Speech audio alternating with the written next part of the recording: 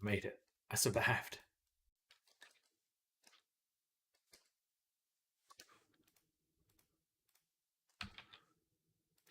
Just my internet tends to poop out at least once in the afternoon. Yet to figure out the exact reason, but we're back at the very least.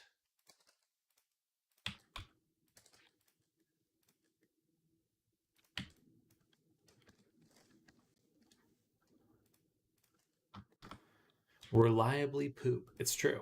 It is true.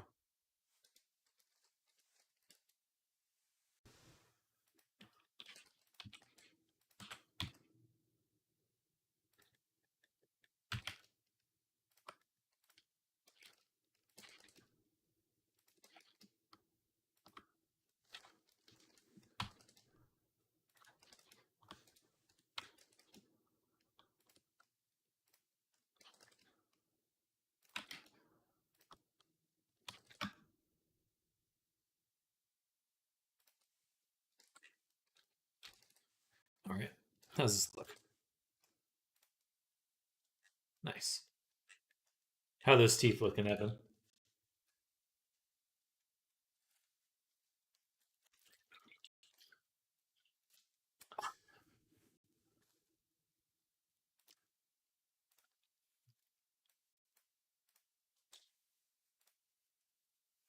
Looking sharp. I think we can raise them up just a little.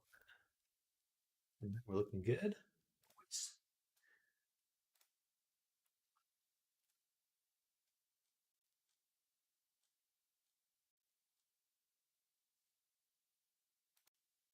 Delicious teeth. Delicious teeth. Teeth soup. Delicious teeth soup.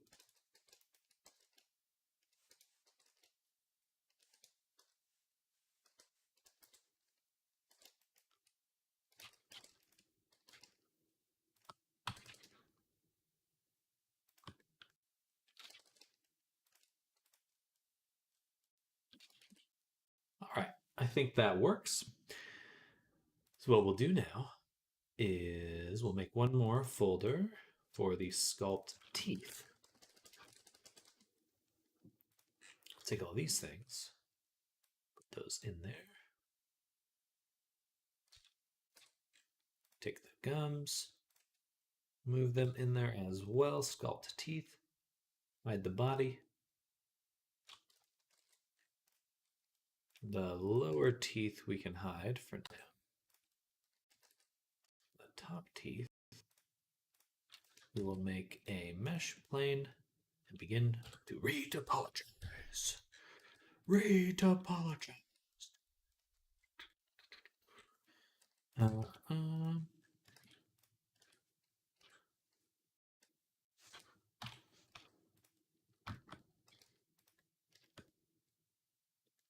It's okay if it's thin. I'm going to beef it up a little. Give it a little beef.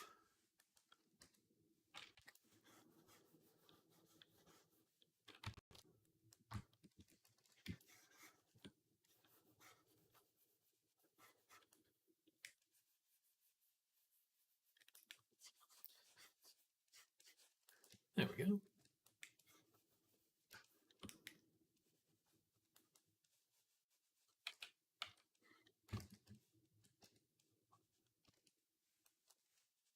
Oops.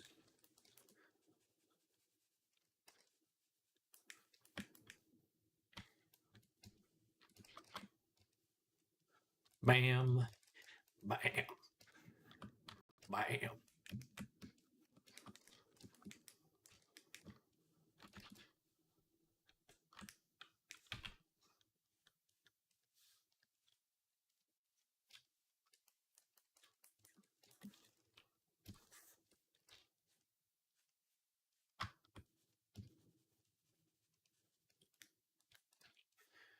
I don't need to make it this detailed. We're not even really going to see the gums, but I want to get rid of any sort of pixelation resulting from the thing, the thing. Whoa.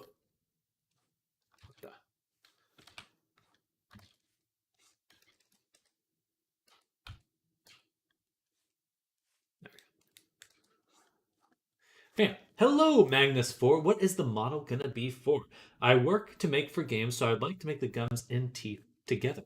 Let's vertices. Uh, yes, we definitely want to make sure we optimize our teeth. So what we'll be doing is making a 3 topology right now.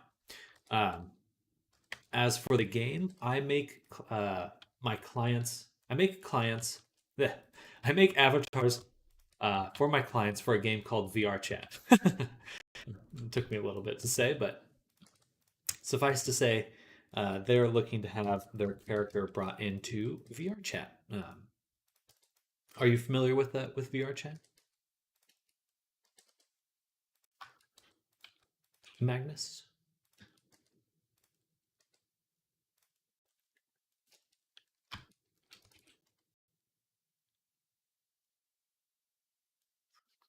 Hmm. Now let's just go ahead and subdivide this. Boom. And we can, yeah, we might as well leave it like that.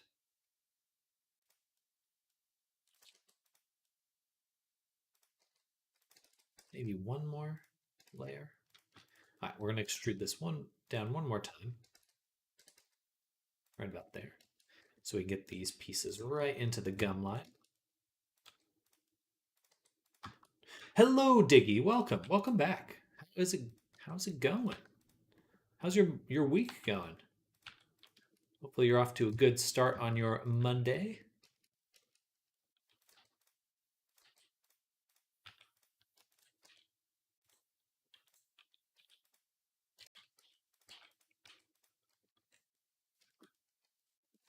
All right, I'm going to take this, duplicate it, move it back,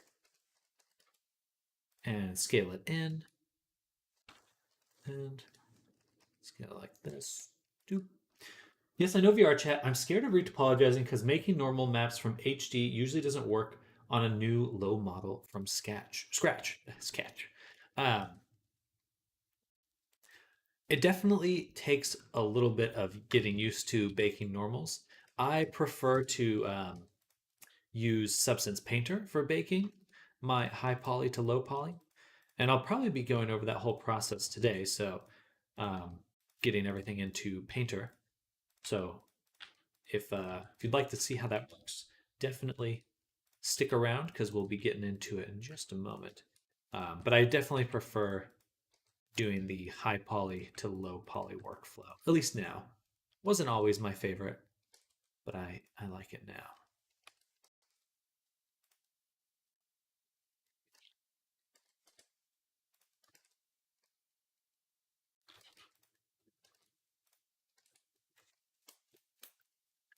Really interested in that. Okay, heck yeah. Yeah. It'll be fun. It'll be fun. I'm looking forward to getting all the baking done today. Really it just boils down to I like to use it's all about making a cage. It's all about making a cage. That's the secret sauce for baking. Um,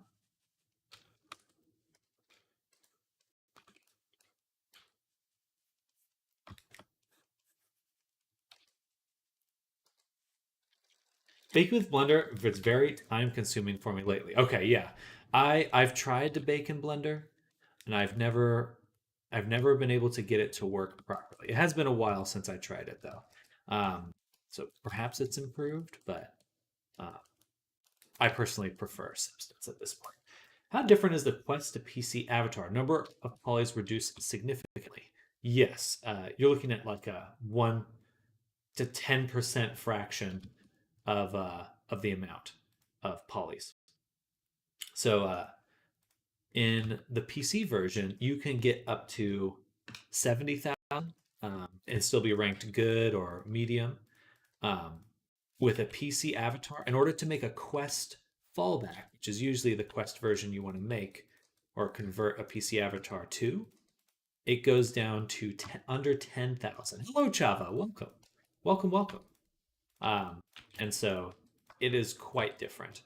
You're looking at, you're really looking at a tiny, tiny fraction of what you can usually use in order to make it fallback compatible. You can make Quest avatars that do have higher amount of polygons. Um,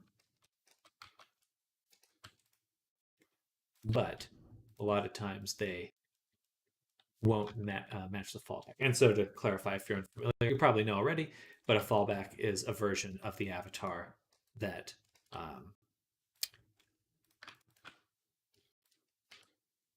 will show up if someone can't you see your optimized version.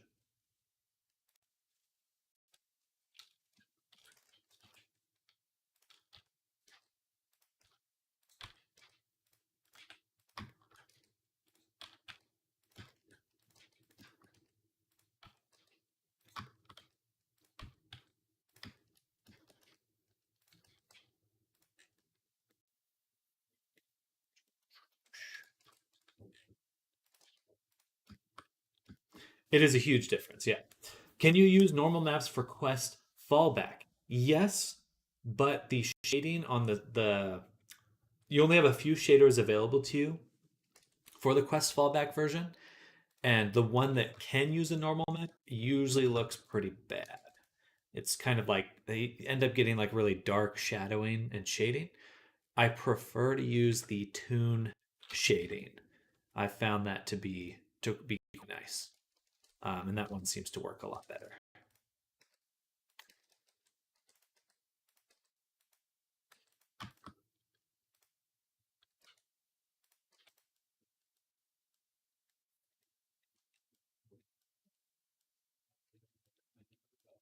I kind of want to get some more details in here. Retopo stage, yes, indeedy.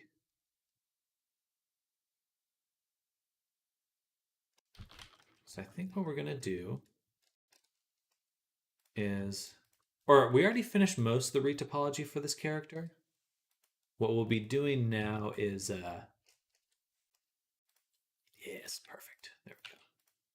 Get those. I love nice teeth on an avatar. It's like, or I love sharp teeth. Like Alien from Aliens. That's my favorite. Retopo stage. But yeah, so we're gonna retopo this avatar, but we do have a little bit. Gosh, what am I trying to say? My brain is still returning from lunch. We've already done some retopology for this character. There's more to do, but we're making good progress.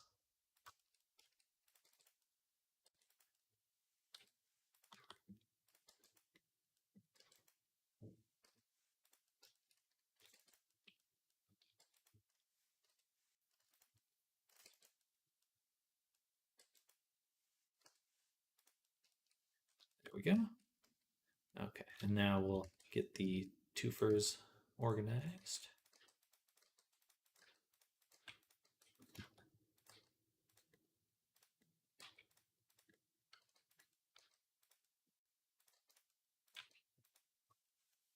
And then face rig. The rigging, we'll probably do all the texturing, most of the texturing first. Rigging will come later. We still haven't done any of body rigging either. I usually do the texturing and then the rigging. I haven't any problems doing it that way, but I could totally understand if people did the rigging then the texturing. But I prefer to go this way.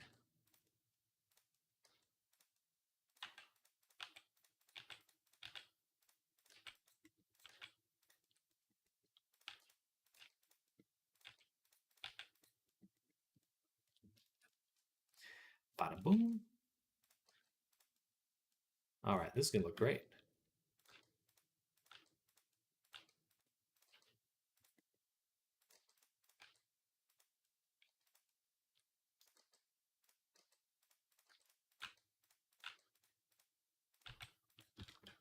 Unrelated to current work, but is there a way for the texture paints fill tool to only add on the current image and not override the entire selected area?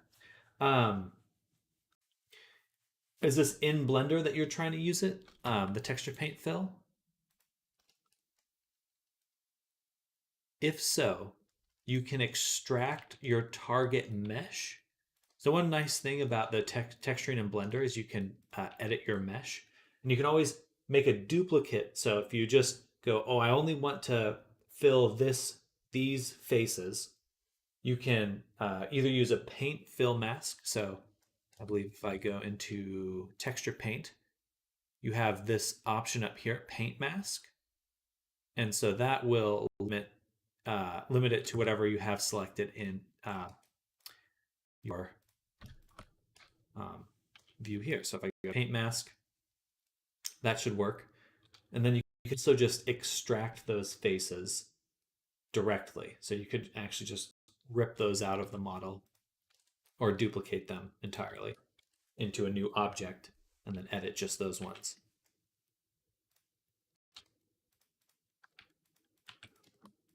But the paint mask should give you what you need. If not, then I would do the duplication.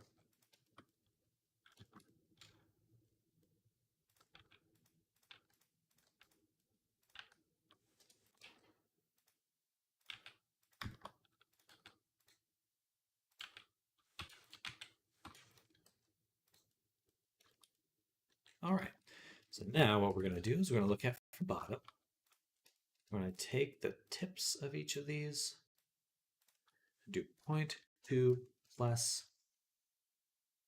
indent. Then, oop.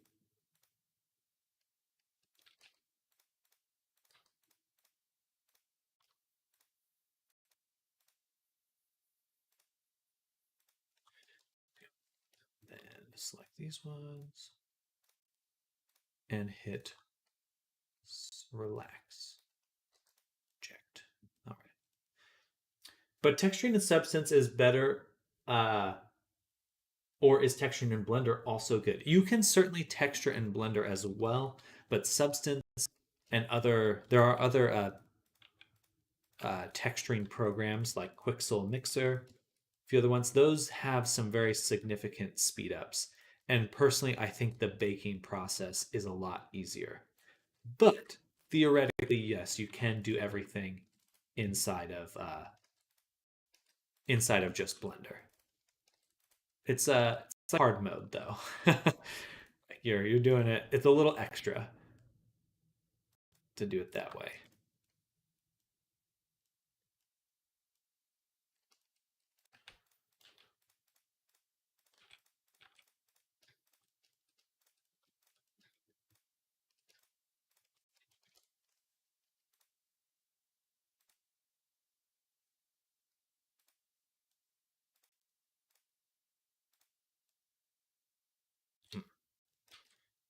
Guess we'll do this. E M collapse. Which program was better for baking? For me, it's all about Substance when it comes to texturing, and you can bake entirely in Substance. People use other programs like Marmoset, I believe, is one of the other ones. Quixel Mixer. Those are some alternatives, but I've never used any besides Substance Painter. And I think most companies use Substance. So it's kind of the de facto king of baking or of texturing.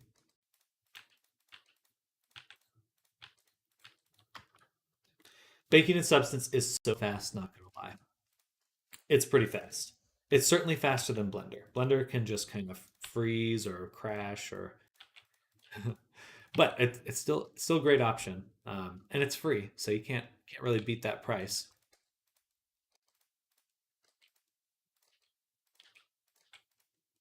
A lot of trial and error though. Substance was lifetime purchased. I use the subscription because I like a lot of the latest features. They've added some things that I like quite a bit, but not a bad call to just get the lifetime purchase. Just because I do this every day, so I don't mind paying subscription for it. I'm working in Substance at least 2 to 3 days a week.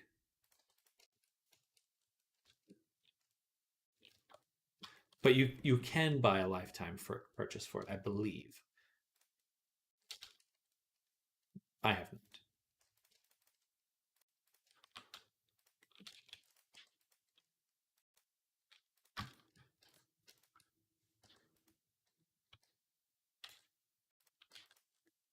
All right, so now we got some twofers. I'm going to shade smooth, and then I'm going to go into sculpt mode, slide relax, and we're just going to finish them off. Actually, before we do that, hide them, take all these, mesh them, single user, mesh, combine, Control A, all transforms. Then we'll go back to the teeth.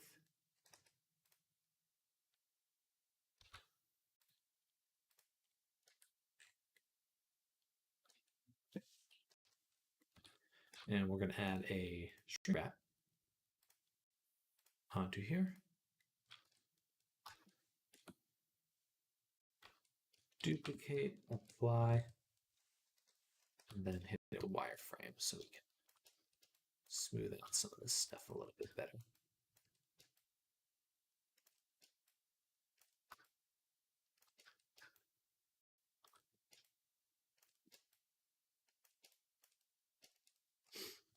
Hello, what they welcome.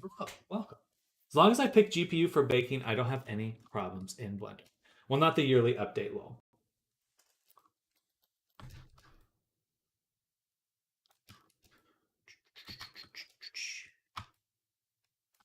There we go.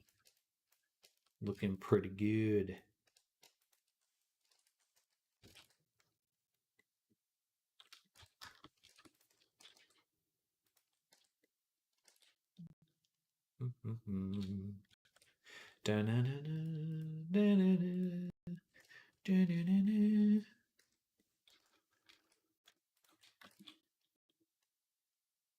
So with our sculpt teeth, I could go ahead and reuse all the teeth for the bottom, but I'm feeling lazy, so I'm going to delete these.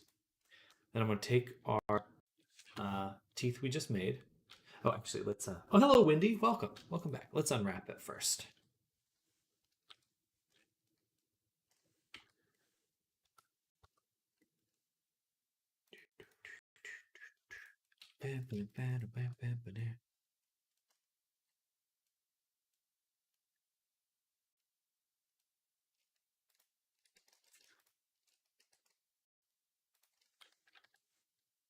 There we go.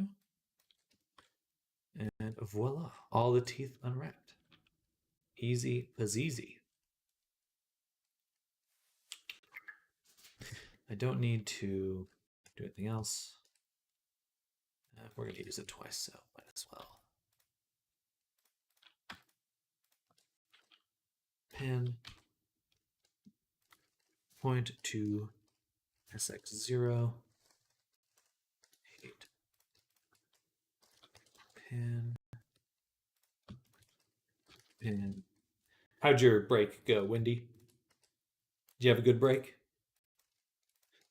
And then we'll distribute these. Distribute these. And these.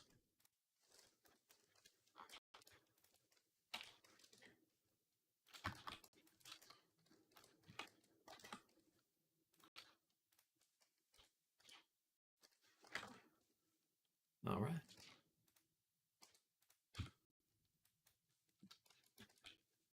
Scrounged up a quick meal and did a grocery shop. Nice, productive. With Unwrap, where do you have to watch for?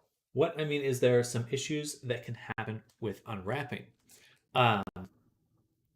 So unwrapping is one of those things where there are other ways to do it, but I like to make sure everything's kind of laid out flat, because basically your goal is to make a canvas that you're going to be painting on. That's really your main goal with a UV unwrapping. You want something that's usable when you're painting. And so by straightening things out and making sure they line up. I know I have like an even straight edge on this when I want to wrap things around, and it just makes it nice and organized. Uh, but there's other ways, like if you had a very cartoonish character, you could just use solid colors and just fill it right in. Excuse me, sorry to yawn. Um, but it depends. It really just kind of depends on what you're going for.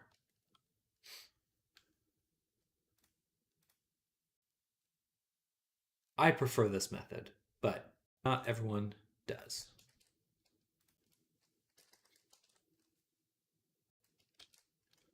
Where I straighten everything out to clarify. I like straightening all the pieces of them, using them that way.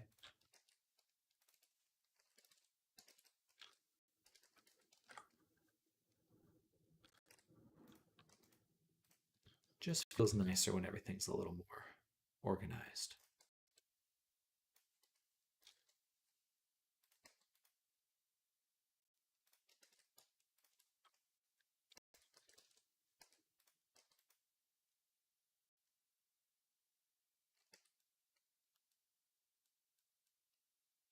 But basically your goal is to have a very nice, even resolution.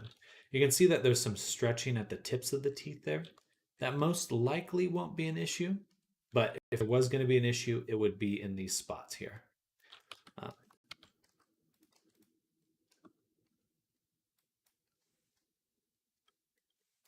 Okay, now that we've done that, I'm going to save this.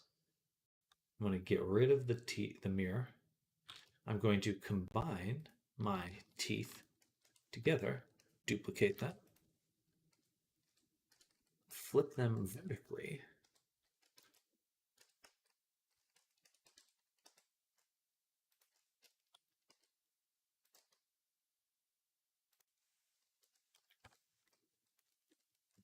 And then shrink them into place.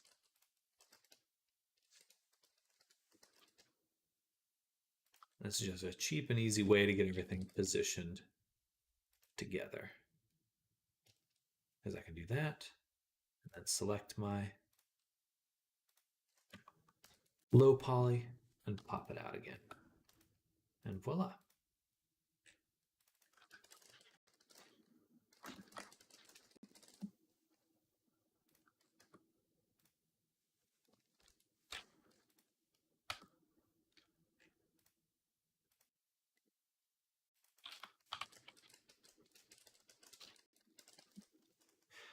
All right, yeah, because I see a lot of unwrapping that is round, but this should be so much easier to unwrap.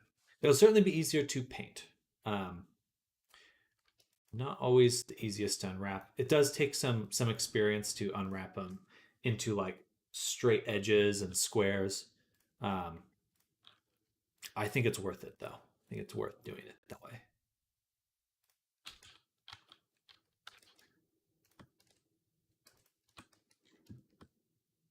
There we go. So now what we can do, take these, drop them into Retopo body.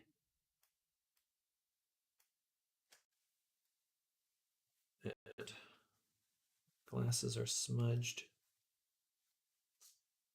Hello, Justin Case 666. Do you think AI will be modeling in the future? Most certainly. I think that rendering itself will change very dramatically. I don't even think there may not be anything analogous to modeling in the far future. You would just be talking to let's say like 20 years from now. It's just going to be a holodeck type of thing. It'll make tools for you on the fly, all that jazz. But certainly digital art will be important. Artists will be in a lot more in the long run. Okay, let's delete the old teeth. There we go. And that all looks good.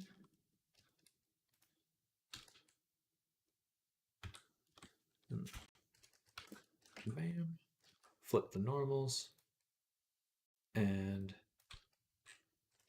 yeah, right. I hadn't finished unwrapping this one, so it looks bizarre. Let's clear the seam in this one. I'm just going to select the bottom.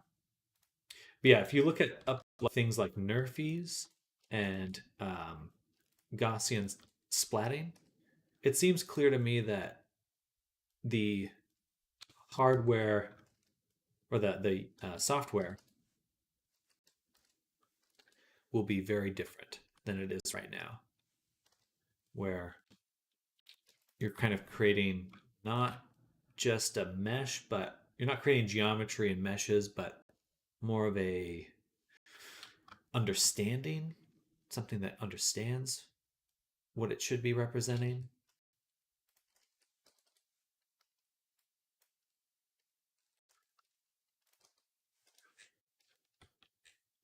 Anyway, certainly will be exciting. We can guarantee that much at the very least.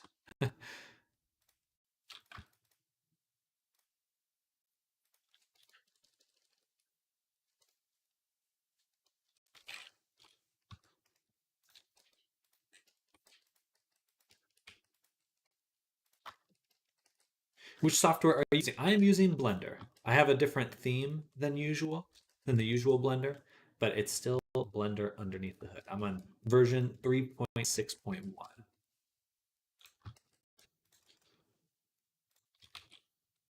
And what I do here on stream is we make VRChat avatars. So that's my main line of work. And what I do pretty much every day here on stream is make VRChat avatars. I kind of share my process. And yeah. But I hope you're having a good day, and thanks for coming by. Are you looking to get into this kind of work yourself?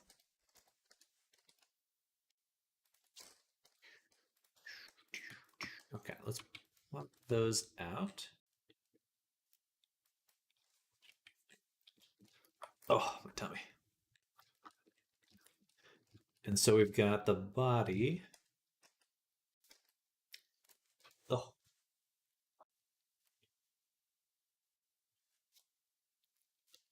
Ate too much food. I basically just ate salsa and guacamole for lunch. It's coming back to bite me.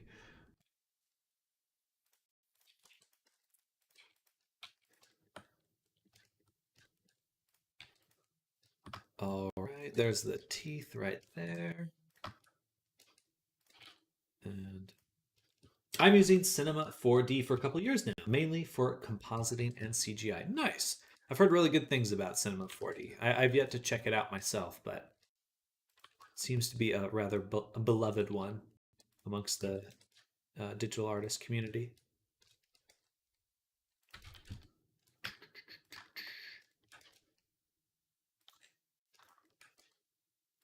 Yeah, for me, free is the main my favorite price. So I'm kind of a blender junkie. There's some other software I'd love to learn, but this is my main one.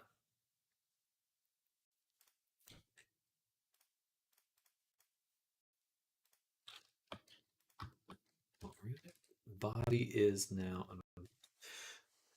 Personally, I've been interested to make avatars for some time now, so I've been trying to learn character modeling and all that is needed. Okay, heck yeah. There's certainly a lot to learn, but you can definitely scale up bits and pieces. If it's free, it's for me. That is more for motion design. Houdini is the most difficult to learn. Yes. Yes, I've dabbled in Houdini and seems fantastic, but um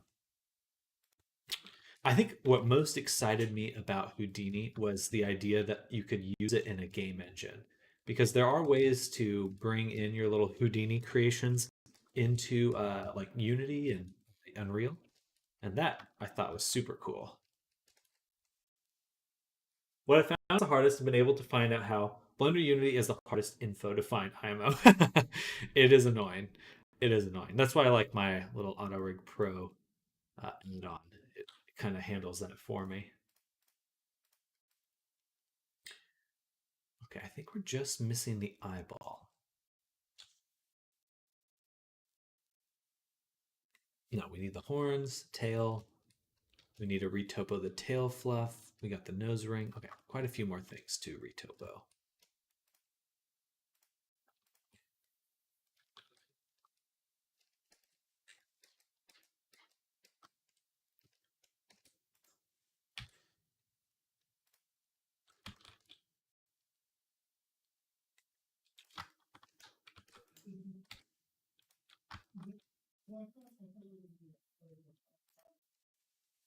What I found was the hardest been able to find out how Blender Unity. Well, if you ever need my settings, let me know. I can always screenshot my export settings for FBXs and stuff. Blender Unity for me is pretty much export FBX from Blender, drag, drop, and Unity. Hello, Axes, welcome. Sometimes the orientation on things can get really weird with oh, I have not retopoed the fluff. Here we go.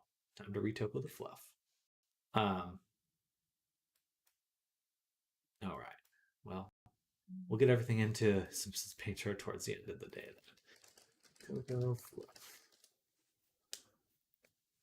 Does an animator rigging artist also need to learn Unreal Engine or Unity? It really depends. I think the logic will always apply between them, but for an animator, most likely um, you'll be adapting to whatever software your company needs you to use. And then I suppose the same is true for rigging, because you can make rigs inside Unreal Engine now. So when you're in Unity that the horror really starts. uh, it's a variable question, Java. It pretty much all of them. I don't mean to say that to stress you out, but it all applies. You could just get good at rigging in Blender and probably find enough work just in the Blender community to make a living. So it really depends on kind of the industry you're targeting. If you work in game design, you might work in Unreal for one project, Unity for another, etc., etc. So it can kind of change. Let me delete these. And we're going to make a circle of 8. Yeah, 8. Yeah. No, let's do 16. No, let's do 8. It's a smaller object.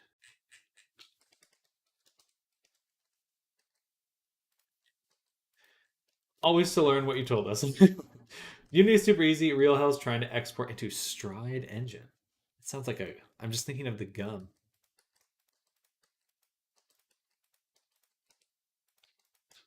And then we'll add a shrink wrap to here, above surface.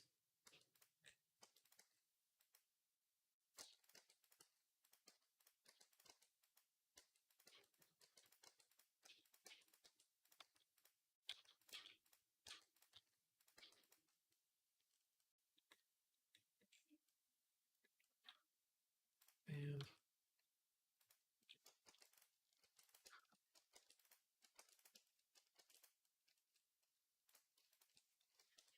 And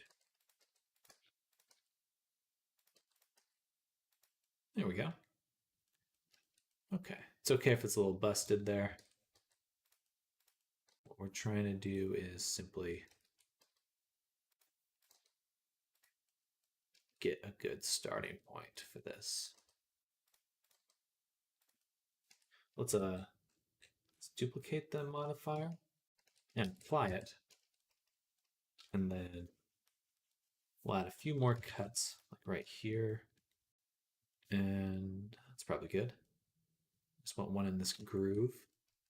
So I have one on top, one in the groove. That should be pretty good.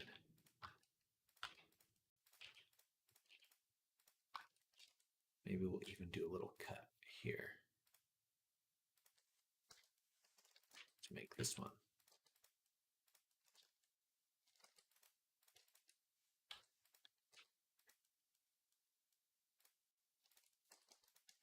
All right.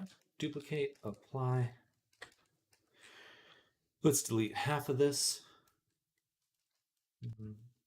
Let's do it this way.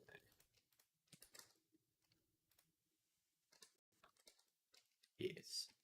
Something totally different, but have you heard about a movement called minimalism? It's about getting rid of everything that doesn't add value to your life and get to the essence of things. I've heard of that movement, and I've never felt like I had the need to explore it because I already own so little. uh, so, like, pretty much the only thing I spend a bunch of money on are books, and even then, it's like um, I end up. Yeah, we'll do one more cut there. I end up getting rid of them because I don't really like. I don't read them again for the most part. I just end up getting rid of them. Yeah, it seems like a good idea for people who maybe. I think it's a good response to the feeling like you should own more and more. Because certainly you see people that buy cars they don't need, go into debt for things that they are just totally a waste of time and money. So I think it's good to combat that waste. Um, Minimalism has been a popular thing long enough to almost be on its way out. It'll probably stick around in its own way or shape or form or evolve into something else. I mean, you could argue that it's been around even longer just through like Zen Buddhism, priestly lifestyles, the hermit life, you know, hermitude. It's a mentality. I think so. I think so. Definitely a way to approach life.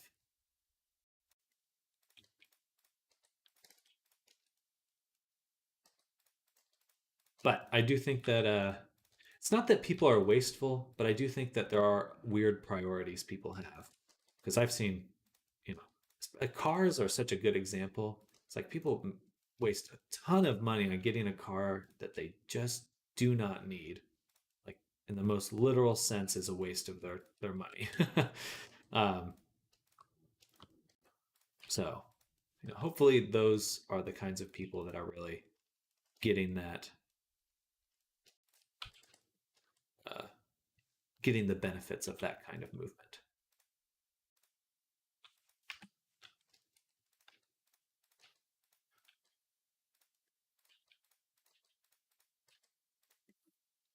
Was Marie Kondo that like the Japanese guru lady? Hoarder for life. JK. Are you though? Spark joy, yeah. Was she a minimalism or I feel like she fits into that a little bit.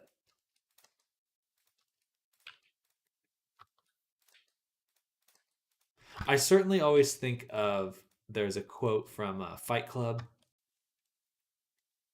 Uh, the things you own end up owning you. I see the value in that understanding, um, and trying to avoid consumerism.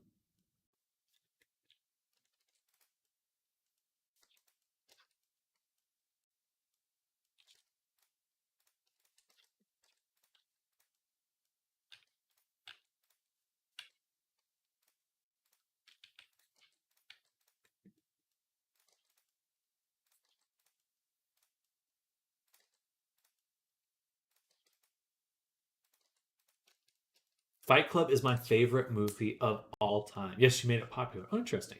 What car would you describe as a waste of money? Anything outside your budget. Anything that you to have to pay.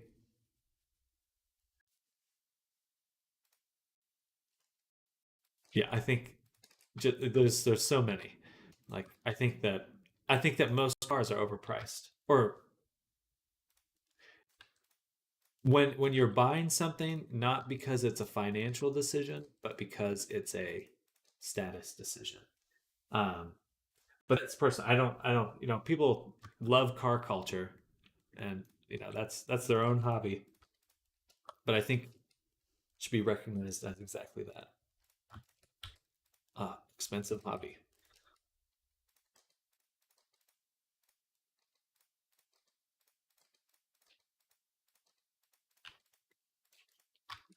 Fight Club is my favorite movie of all time. It is a fantastic movie. David Fincher is an amazing director, and I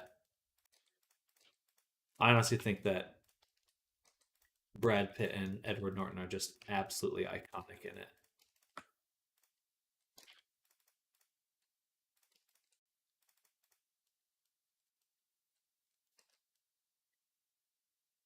It got a lot of flack a while back. I remember there was this guy in my English class, and he said that after he saw the movie, he actually did start his own fight club, which I thought was amazing. But he was in the class, and the part he quoted from it was as far as like, we joined the club and our we were like, I don't know, something like blah blah blah. We were out of shape, and then we are at. Anyway, it was so funny. I did too, but it was not a good idea. Lol. Breakfast Club from 1984 is a nice movie too. The alternate Fight Club.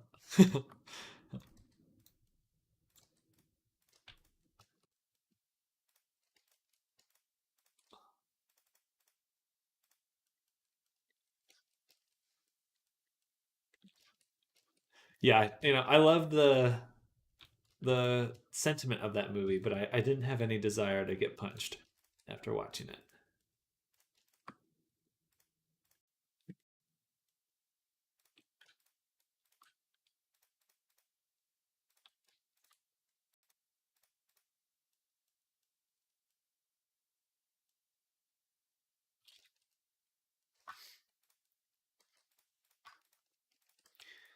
My wrists are too important.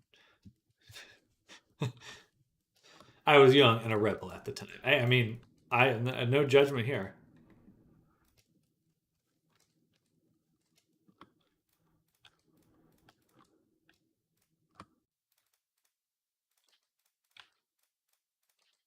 It sparked joy. Sparked joy.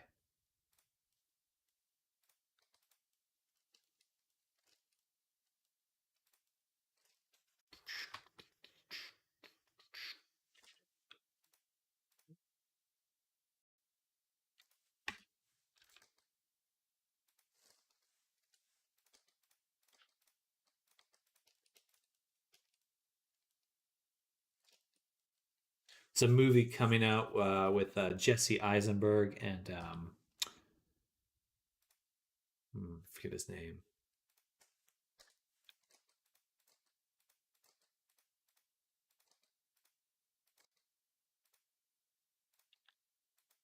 He was in The Pianist.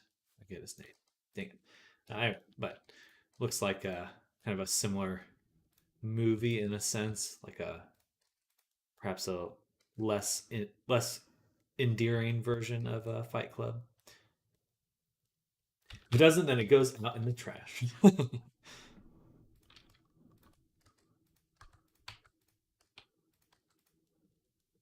his name? Adrian Brody. That's his name.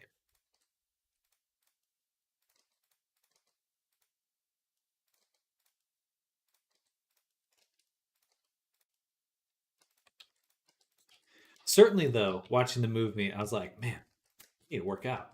Brad Pitt's ripped as fuck. Fit goals. Fit inspo. Also, his fashion sense feels very iconic in that movie. I feel like you could make a cool VR chat avatar out of that kind of inspiration.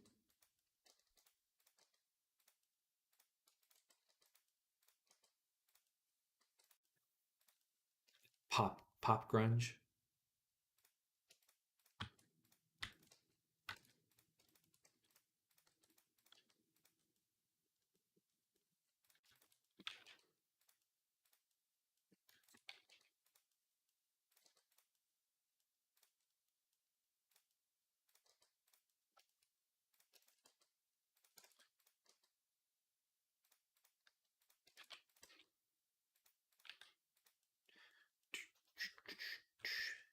It's interesting to me because like when you look back at the those movies, like there's very much like an anti-consumerism bent.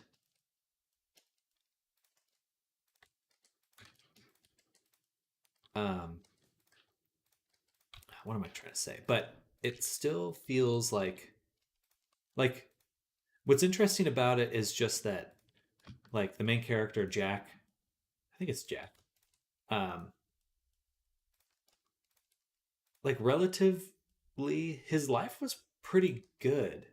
It's not like there was anything that like bad happened to him. He just couldn't stand it anymore. Which I think is such an interesting departure from kind of the more uh, the harsher reality. I think a lot of the Gen Z and millennials have been kind of dealing with.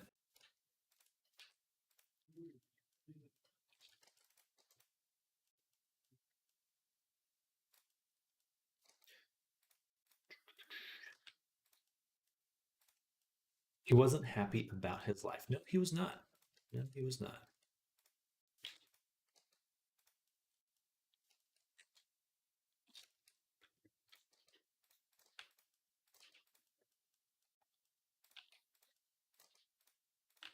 But I just think it's interesting because like it spoke to a lot of trauma and like angst and um, problems people were facing, but it didn't necessarily have those. The characters in it didn't actually have those issues in and of themselves. It was more middle class than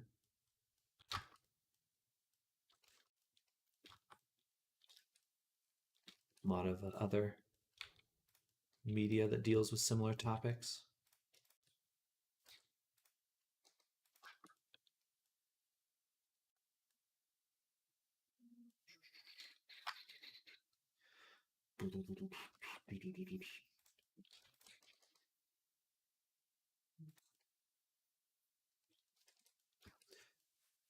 But still a fantastic movie. I haven't seen David Fincher's latest movie. Um, was it The Killer? Something like that.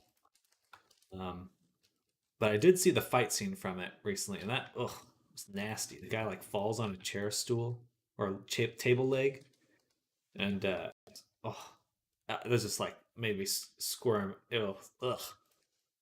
I wanted to puke. It was good though. I was like, damn, that's good. But also, ow, and gross.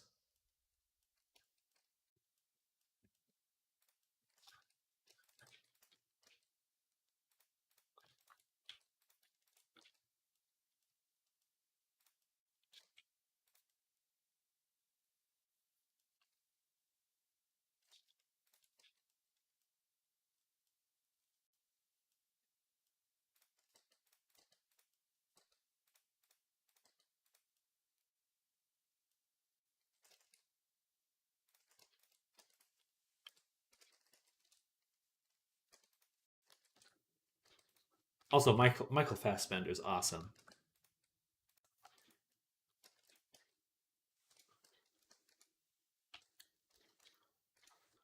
When I look back at like there was I keep always get clips from that X-Men series with him and James McAvoy, and it's like, man, they carried that movie series so hard.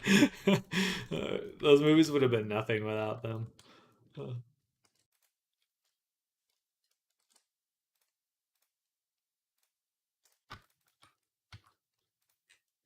I mean, Hugh Jackman, of course, but also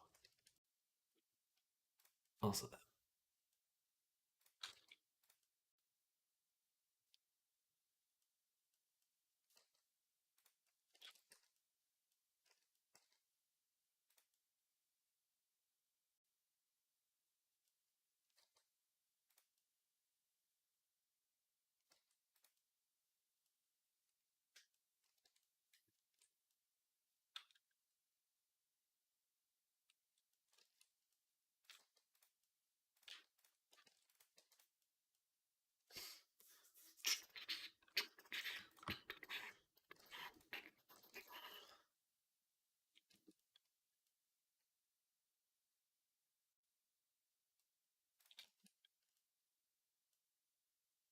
This spot's really difficult.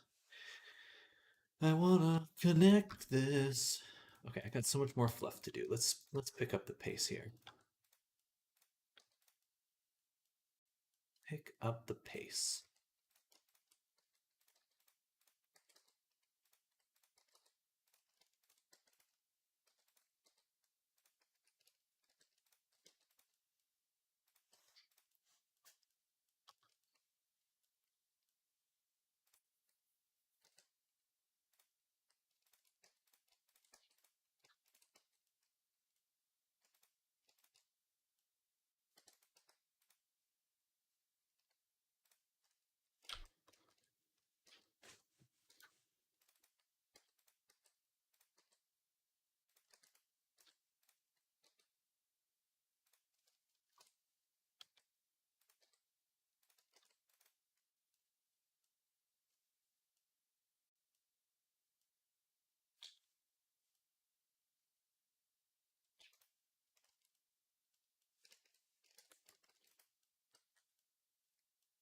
Alrighty, that looks great. And then for the tip here, yeah, just close it. Bam, M at center. Bada boom. Bevel. One more cut. No, that's good. All right. That looks awesome. We'll go ahead and apply this. Slap a mirror mod on it. I think we're good to go.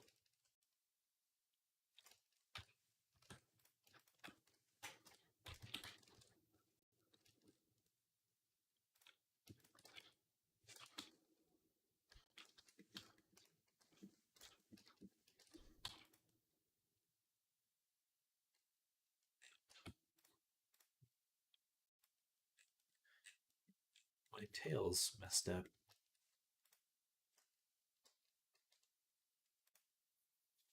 It's off center. Gosh darn it.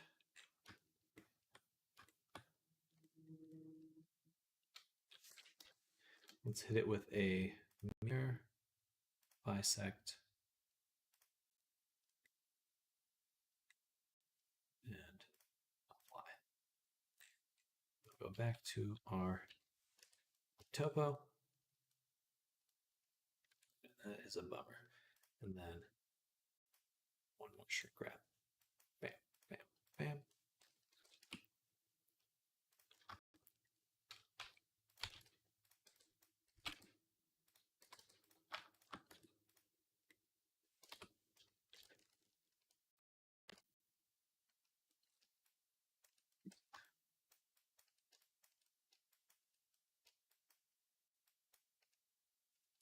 Going idle for a bit, got some sketches of a cyberpunk fish tank to make. Talk to you later. Sounds good, Sky. Looking forward to see that. For a retopology, that's a lot of rings on the hair for me. I definitely have a lot of budget. So 70,000 is my maximum for my retopology. So I'm not too concerned. And the nice part about adding a bunch is it's easier to dissolve things later. Should I need to.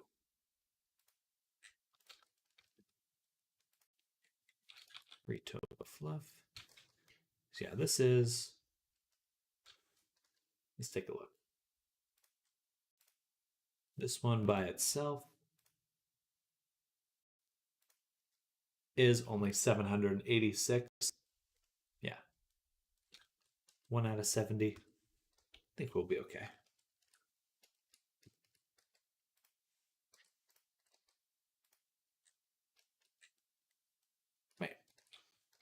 Plus, another big thing with retopology is getting the normals on your low poly mesh to look pretty similar to your high poly mesh.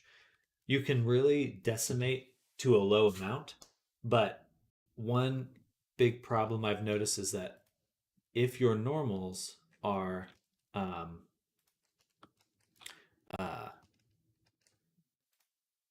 messed up on your retopology, then your shadows in game will also be messed up.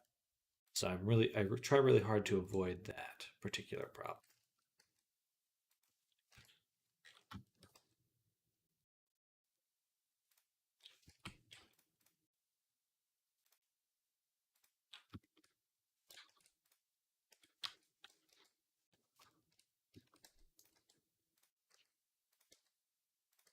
Let's go here.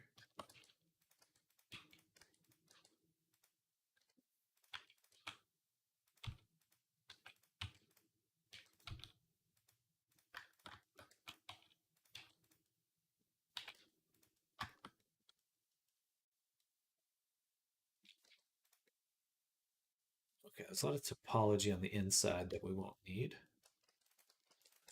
Let's do that, and then add a shrink wrap. Man, 70,000 with eyes, teeth, hair, and body. My max vertex count is only over 8,000, and that's still a bit much for me. Sounds like you're going for a mobile game. Most PC games can handle far more than that. Like, you're usually looking at least for most video games, at least $1 million budget, $1 million in a game.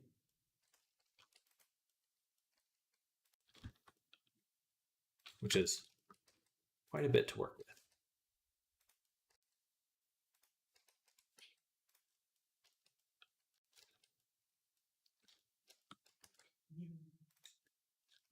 Bam.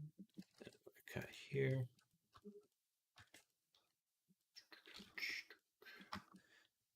AKGs, isn't that lower than the original VR chat limits? Yeah, that's like if you're targeting a mobile phone. um, but it does depend on your game. You know, if you have an 8,000 poly 8,000 8K character, but you have 100,000 of them, then you wouldn't be really concerned about it. But I think that it's more than you need. More than enough. This isn't actually that bad. Actually, this will work nicely. Go ahead and go here, and we're going to take this one and this one.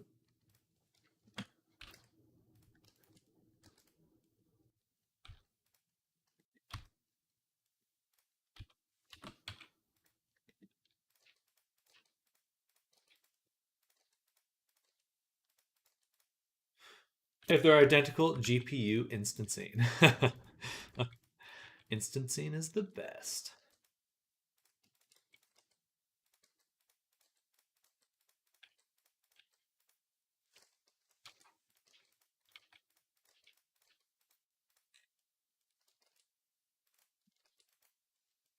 For me, topology is twice of N64 and try to optimize like MMO while working for visually a modern game. I like particles and effects. If you make multiplayer, performance is important. Absolutely, but I'm working within the constraints of a game that is multiplayer. And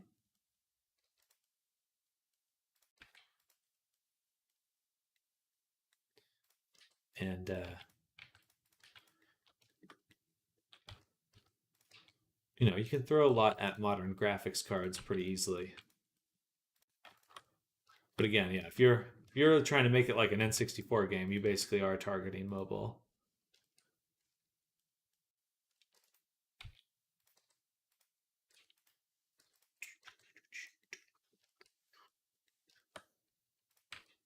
Bam, bam, bam, bam. VR chat will never compare to modern MMOs and will never need the same limits.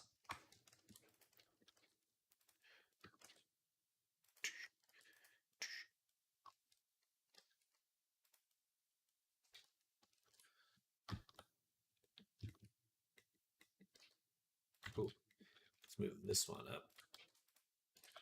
And we'll duplicate, copy, go into wireframe. And smooth that out.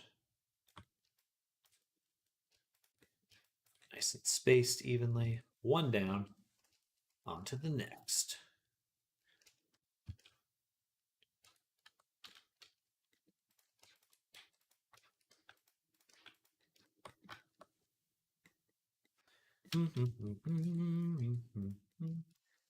Though imagine going to a club with realistic numbers for a full concert, lol. I mean, that's not even to mention some of the worlds having like crazy particle effects you can enable and disable.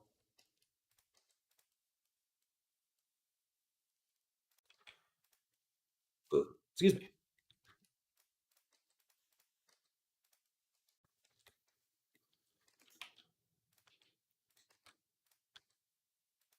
To be fair, VR is basically render graphics twice, while the tech is that for a mobile phone. That's why our teacher told us as our limits on a VR assignment.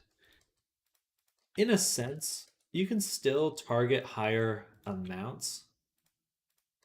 It's not quite as limited as some games. I mean, if you look at Half-Life Alyx, it's like, you know, they're pushing the count quite well, or quite in a nice way. Half-Life Alyx. Right.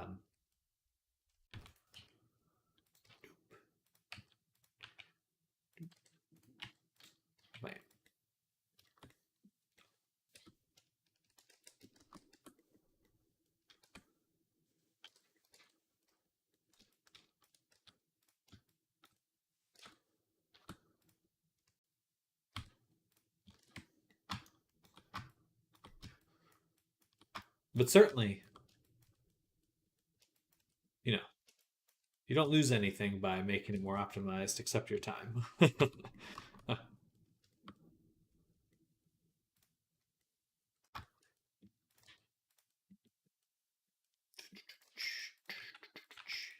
And the nice part about a game like VR Chat is they do have other ways to increase performance. Like you can add a 10K backup.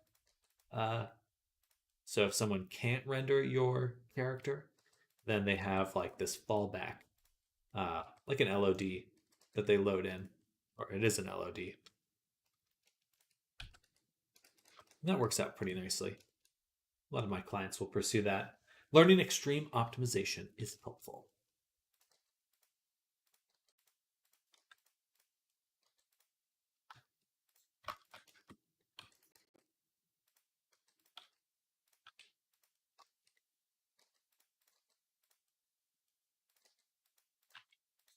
But if you look at games like like especially with like Lumen, I don't know if you've seen any of the meshes for like Nanite and Lumen that have been in like Unreal Engine. Like they're just chunks of polygons. They are just a bread loaf of extra polys. It's nuts because they usually their whole pipeline is trying to get people to use photo scans um, instead of like just skip optimization because they basically built their LOD system into how they sample the triangles. And so it is a very different beast. Triangles.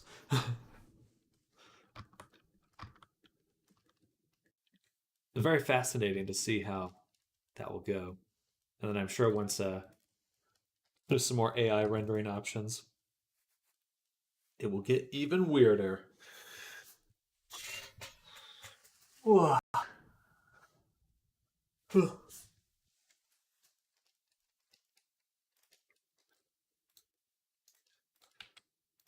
mean, I always look at the Dreams. I see a bunch of people using that PlayStation, Sony's Dream game, literally called Dreams. Um, and they use SDFs to make meshes and stuff. So they're not even using triangles anymore. Um, and they get like crazy, crazy good performance for VR games and all this stuff. And it's just amazing to me that Sony never like pushed that anywhere. Like, man, I would pay to use that in a game engine, but they just like used it in one game and not for anything else. It's like, okay, guys, Sony, Sony makes really weird decisions a lot of the time. Really get them.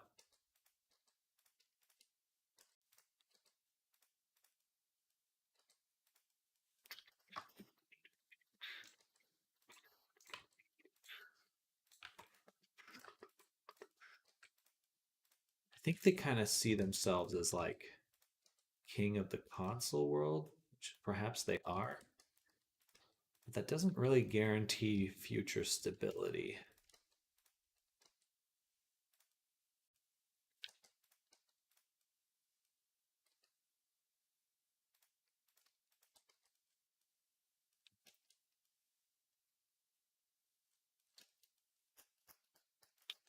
Bam, bam, bam, bam, bam, bam.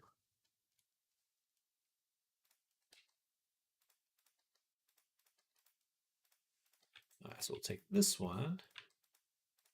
This is going to be our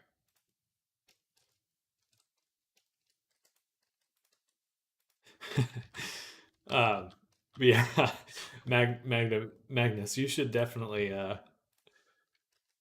that I mean, you're right to be concerned about optimization because there are some egregiously unoptimized avatars for VR chat. Like we're talking millions of polygons for a single avatar. It's like a meme within the VR chat community. Um, where it's like you go to a world that's built to be like like a dance world, which you need to be optimized for, and there's someone there with like a 6 billion poly count avatar. Just everyone's like crashing or slow to a grind. It's weird. It's a funny little world. If you haven't checked it out yet, definitely recommend um, doing so because you don't need VR to play around in it.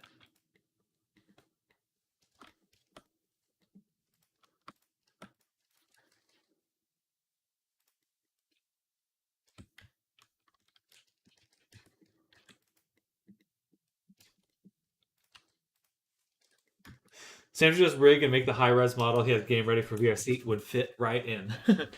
Yeah, that's the power user community, PC power user community. Unfortunately, I'm not at that power level. Yeah, I don't have a rig that's that good.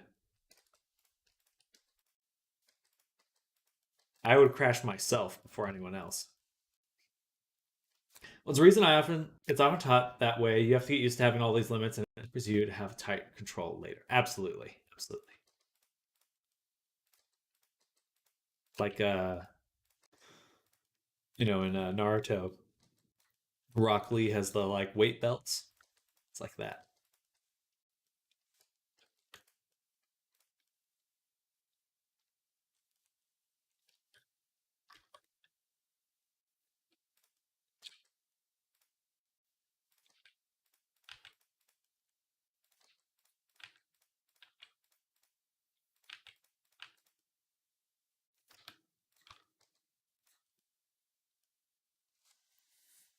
If your model isn't melting GPUs, then it's not detailed enough model. Clearly, oh, man, you wouldn't believe some of like the jewelry that some people have is like it's an avatar unto itself.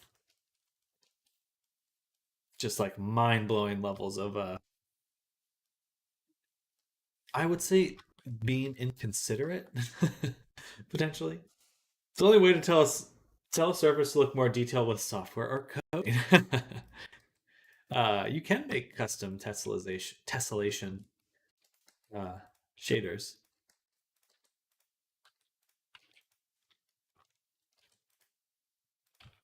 along with, of course, textures. Never seen VR chat without VR. I just think of in the future making large worlds like Genshin Impact or twice the size of TF2 without some good optimizing. It might be bad for even decent PCs.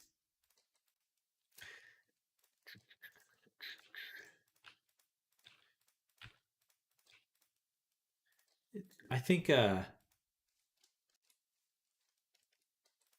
only testing and time will tell, because it's like certainly most VR chat worlds aren't going to be pushing your performance, and even a lot of games nowadays. I could cut it here. No, that wouldn't help. Would not help. Oh, what was I gonna say? Anyway, yes, you. Yeah, it. I don't think you have to be going out of your way to make sure every polygon is accounted for. You're basically, I mean, you could introduce one line of programming that gets rid of your FPS either way. you know, one programming bug could destroy your performance far more than an unoptimized model. Um, and I think comparing it to like Genshin Impact is a little interesting because that basically is targeting low performance PCs. Like, obviously, you can upgrade the graphics, but the whole style is designed to run on as many types of systems as possible. They've got the toon shading. It's all built to be very small. Like the size of a world is kind of a relative concept when it's digital.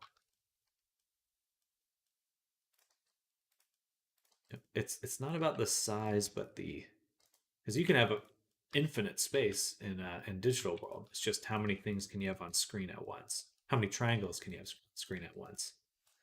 Um, a lot of times, though, your geometry for the world is optimized or used LODs or something. Excuse me. But no, impossible. I love finding mesh sins with the debug avatar. The suspicious fizz bones. The suspicious fizz bones. Genshin got the style, but imagine 30 players throwing particles and NPCs. In Genshin, that seems quite doable. I think even in VR chat, that's pretty easily done.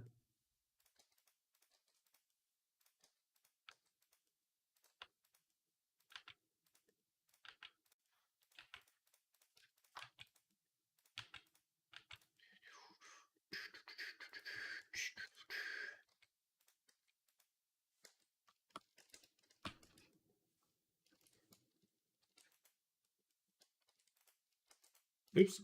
There we go. Got a little nubbin. Just a little nubbin.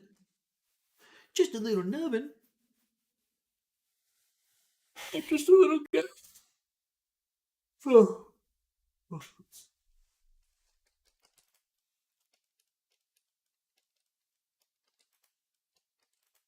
But hard to say without like actually getting into a project um, and working on it. Because like post processing, having your making sure all your objects are all on the same render layer, like minimizing draw calls, those things are all play into each other. It's all the same game of optimizing. Um, but as long as you're not being egregious with your polygons, should be fine.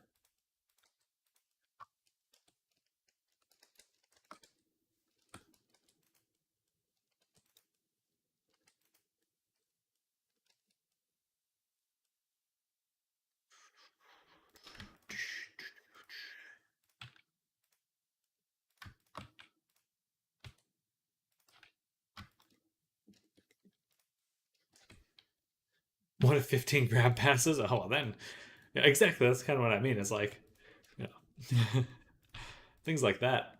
Translucency sorting, transparency sorting, that kind of thing. Very easily destroy your performance in other ways.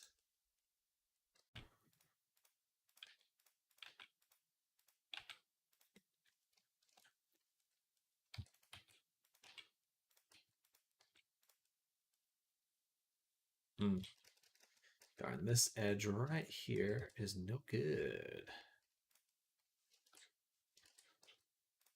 It's no good. No good. So I'll just do this one. Not quite as nice as the other ones. It's okay.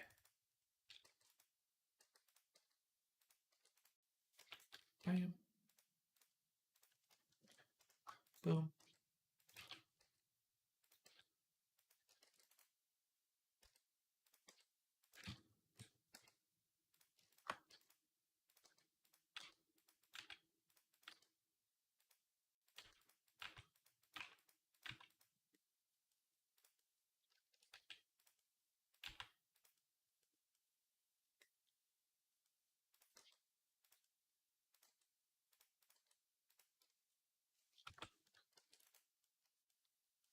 Bada boom.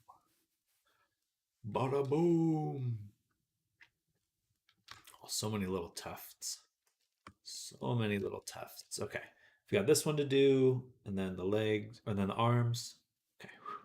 This should be okay, but it's going to take a little bit of time.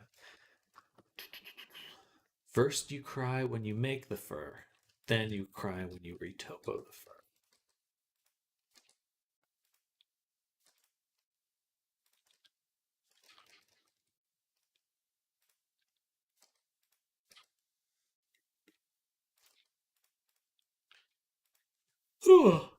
Aside from groceries, I've done nothing productive today. Time for paint. Do it. Do it. Do it. Yeah, I'm hoping we'll get in Substance Painter very soon. We shall see though.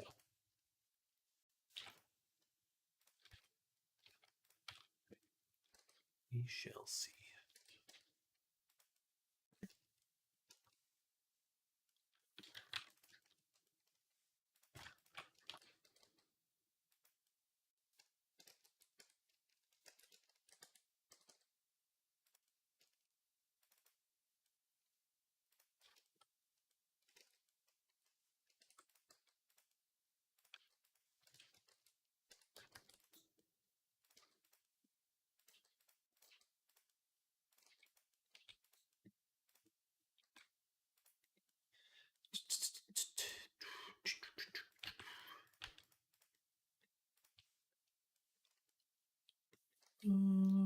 Something like this.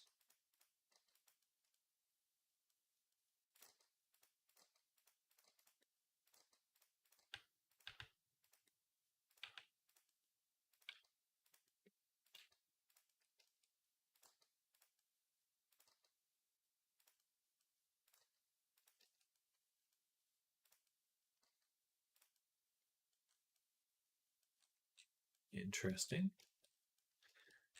That will work.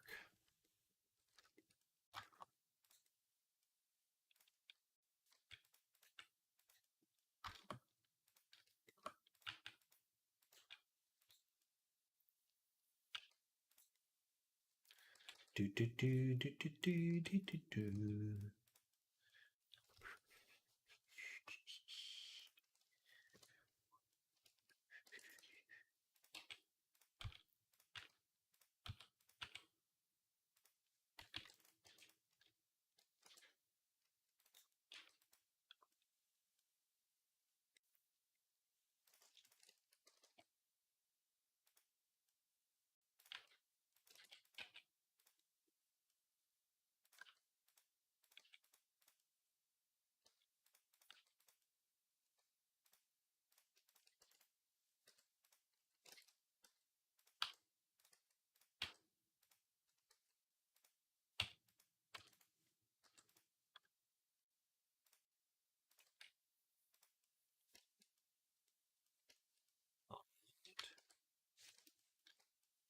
And then here.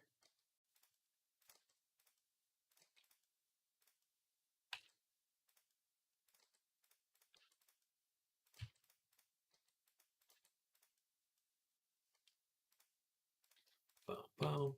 Scale. And E. M at center. Noise. Yeah. Oh, I'm getting a little sleepy. What the heck?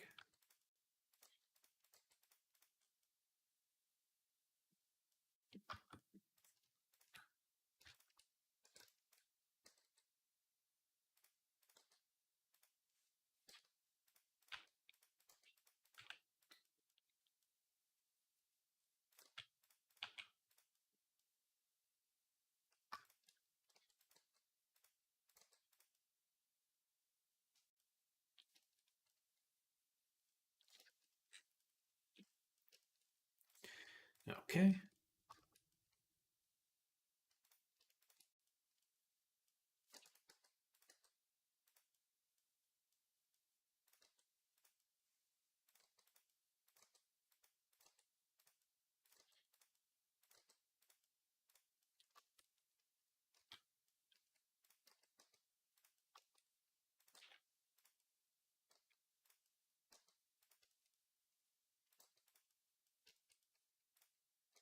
There we go. Do one more cut on it. Right there.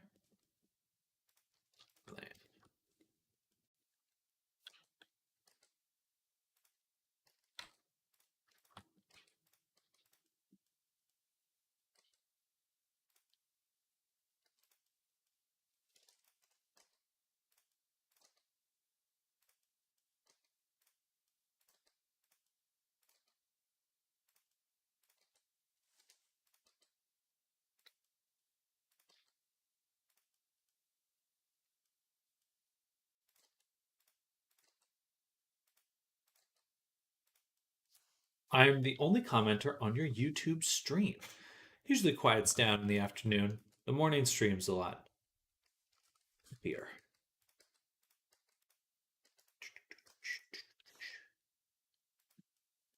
Got quite busy though. A lot of people coming by from India, which is cool.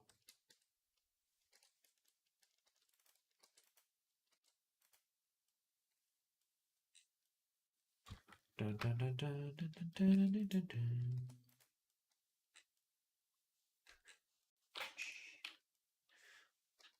Oh. Ba-da-da-da, dun, dun, dun, dun, dun.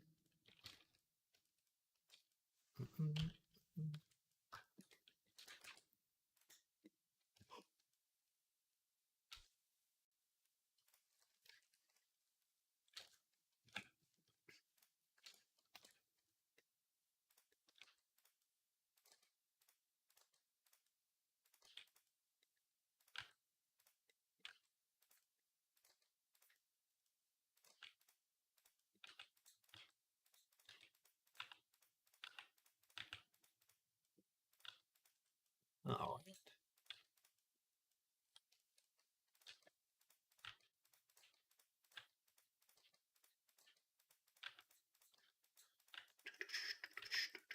Oh, I definitely get a little sleepy in the afternoon. I can feel it. I can feel it. I wish I had. I was thinking of buying smelling salts so I could like shock myself into alertness. I don't know how wise that is, though.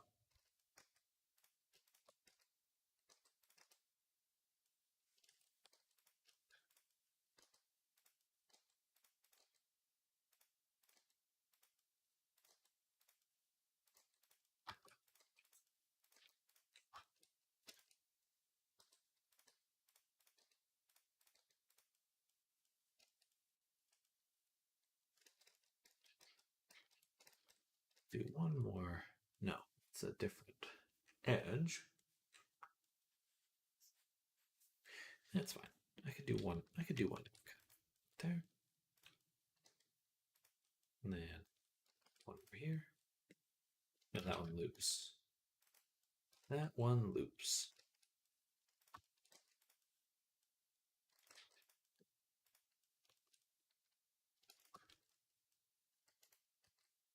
Those are good for rousing people of sleep to consciousness, not so much for making you actually alert. I just feel like I can't drink more caffeine this late in the day, so it's like, what do I do?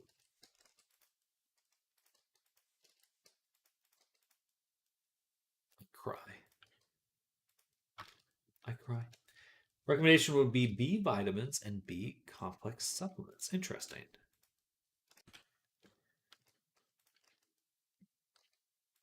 I don't see what bees have to do with this at all.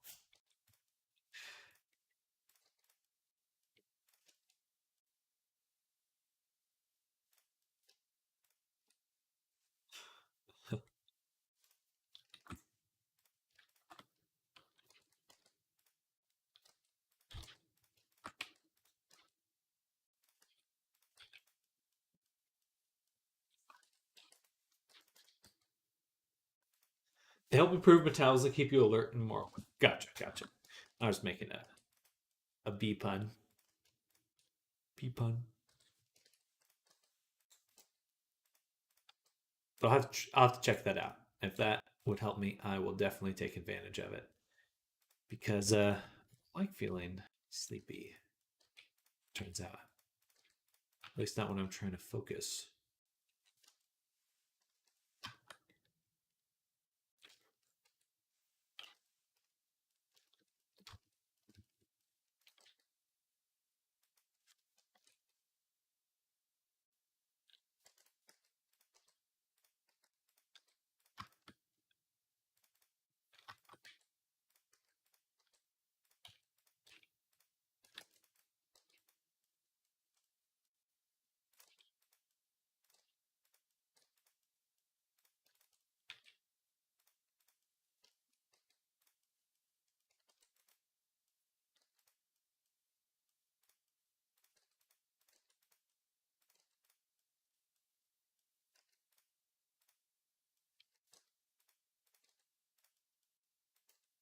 All right, get those in there. Get them in there. And then we'll get this up top. Oh, I want to move on to painting. I have to do all the retopology first. Gosh dang it.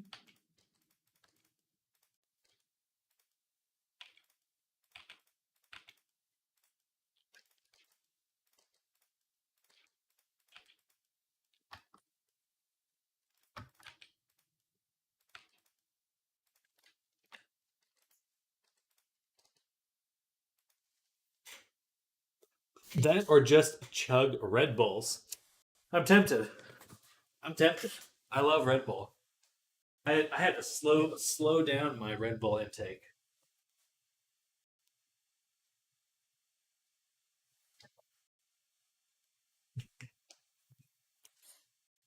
I really like the like yellow Red Bulls, little tropical ones. Mm, tasty. Physical motion will also help stay awake much. Maybe do an inter-stream Beat Saber session. Yeah, a treadmill. Might just move my workouts to lunch time.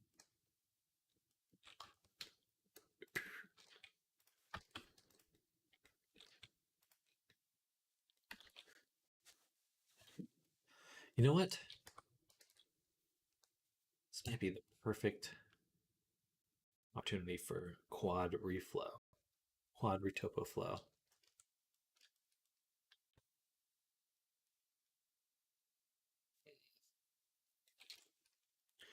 Over hours, long walks, different exercise, cup of tea, and good sleep works for me, or just come at the cost of a bad stomach and weak limbs.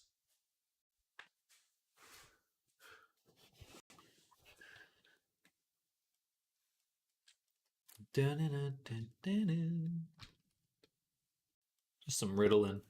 Good to go. Well,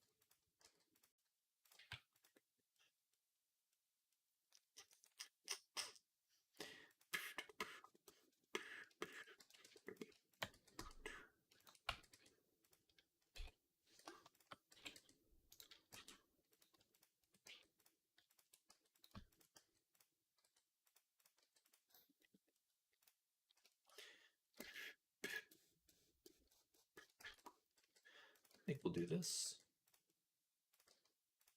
It's just 3 p.m. It's just because it's 3 p.m. 3 p.m. is my body's nap time, my natural nap time.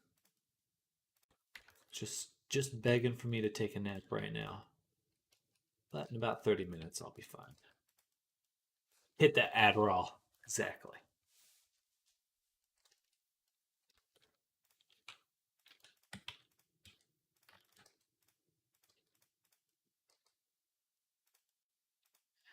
All the way home, I'll be warm. I've got Christmas music stuck in my head. It's the worst. It's the worst.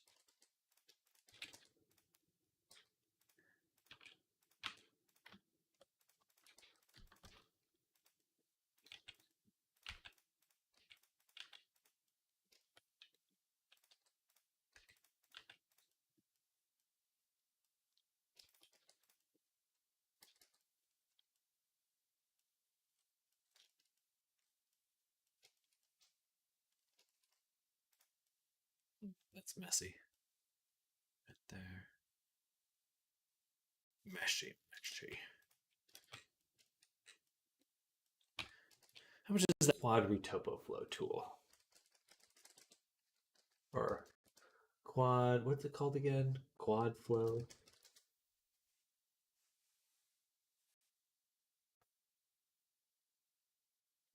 Inbuilt quad remesher.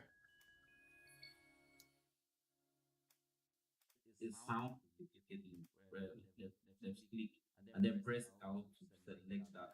Click on statistics to see if I see a custom voltage, but then type in 10,000. For now, we're going to be using the port because that is what I.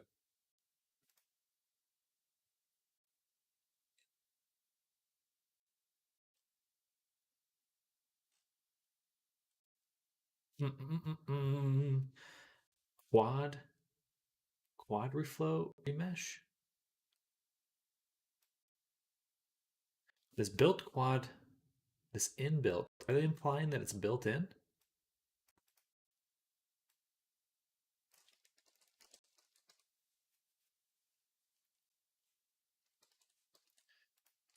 I don't think I've ever seen that.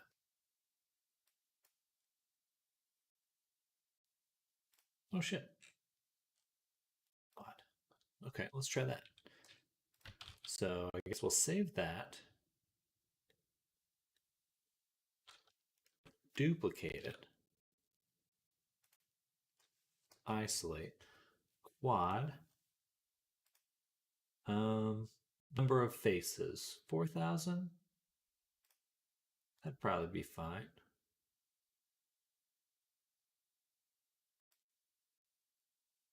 Mesh needs to be manifold and must have face normals that point in a consistent direction. Well,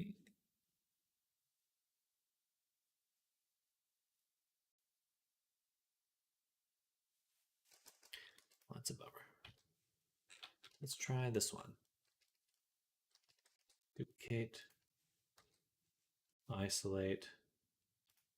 Let's delete that for right now. Quad. Mode faces. Input target edge length. Faces fine. Preserve sharp.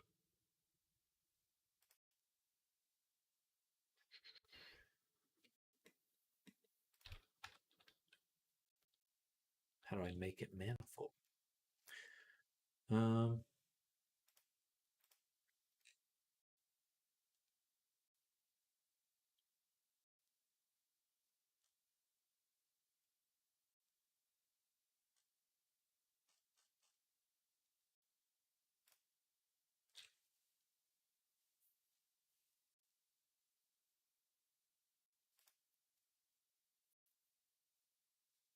Texture doesn't appear after quad remesh. Yeah, shit.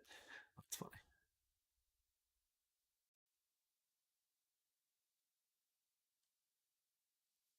If we could do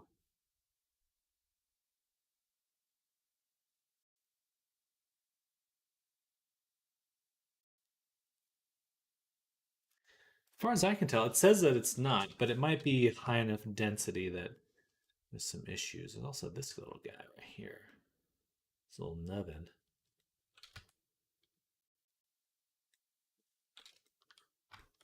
That could definitely be a problem. Little nubbin.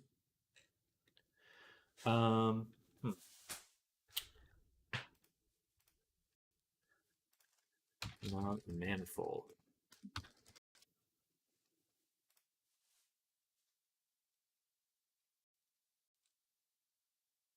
Edit mode, select all vertices, merge by distance. Let's give that a shot. Select everything. Clean up, delete loose, mesh,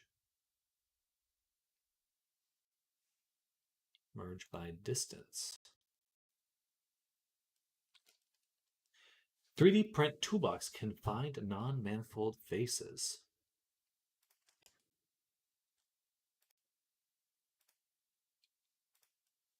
.3D Print Toolbox. Does that come with it?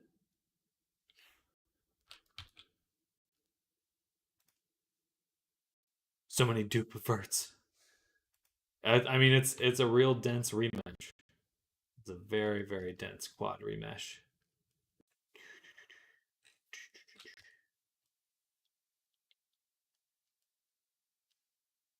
No, I just tried it again. Unfortunately not. Let's try, I don't need it to be this resolution. So I'm gonna go back into voxel and we're gonna turn this down. Say 0.02 and then turn up adaptivity. 0.7. We need it higher than that.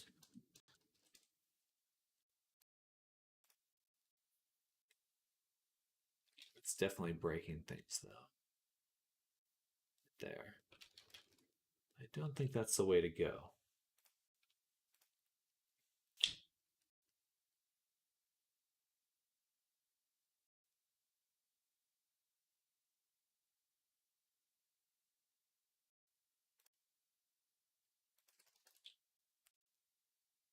Oh, you know what? Let me just hit it, select everything, and just do Shift N.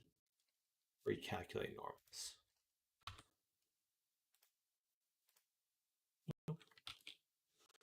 Spent more time playing around in 4 than actually modeling in the last several months. 7 months. Several months. Okay, let's see that 3D Print Toolbox add-on.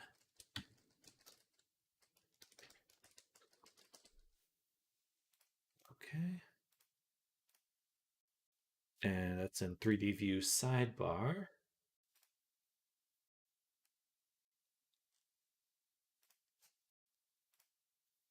Cleanup, make manifold.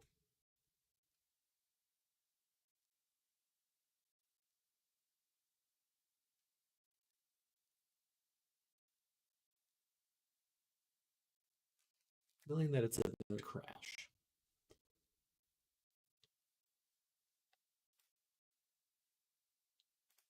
All right, and then, oh, okay. Must have face normals that point in a consistent direction. So I guess it's the normals now.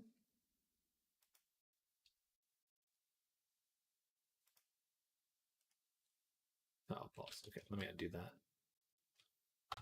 And hello, Matome Netlema. Welcome from Bloberg, South Africa. Well, welcome, welcome. We're working on this Minotaur guy above, and right now we're trying to do some remeshing shenanigans. Figure that out. We'll see how it goes. It's been a challenge so far, so.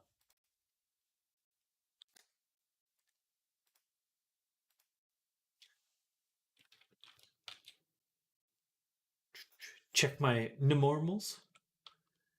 My normals. But sometimes miscalculate and flips a few the wrong way. I did just reset the vectors, but it's going to be very fuzzy. Where is it displayed?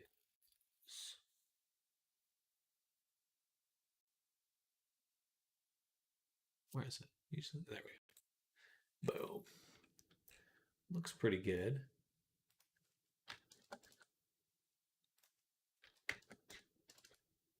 Oh, that's the retopology view. I want this one.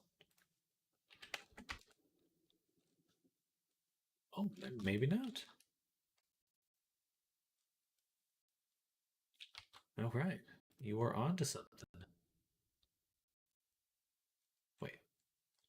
Maybe I made them too small. Did I hit it 0? Oh, I hit it with 0. 0, 0, 1.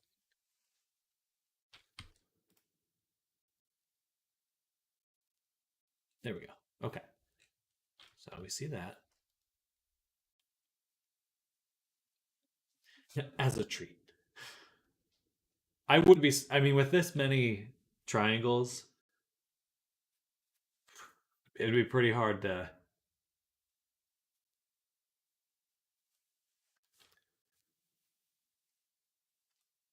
Oh, man. There we go. All right, we're just saving really quick. Try again. Bummer. Why don't we try decimating this first? Let's just hit it with decimate. We'll make it much, much smaller. Say 0, 1. Oh, wait. Right now we have 1 million.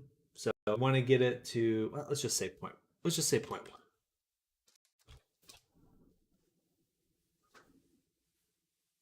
And then we'll try the quad reflow.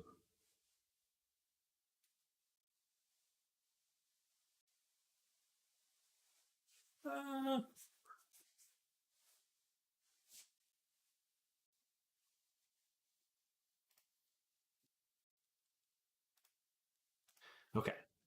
So let's just apply it. I actually should have checked the normal count, but now it's just 203,000.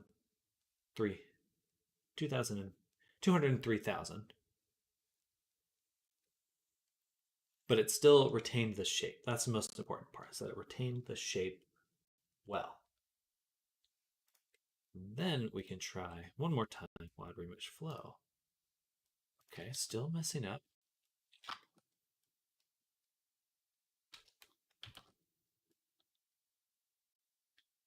This time we'll try hitting it with the make manifold one more time, as well as just refreshing the normals.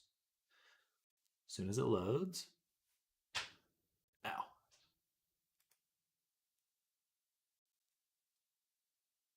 Modified. Okay, so that time I got some stuff. No.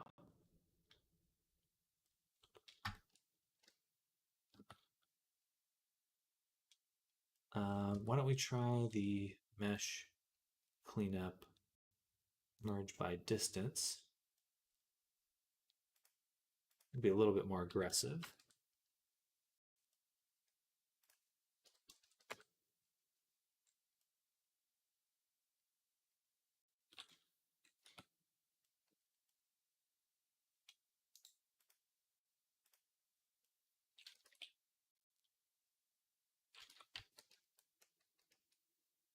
Recalculated.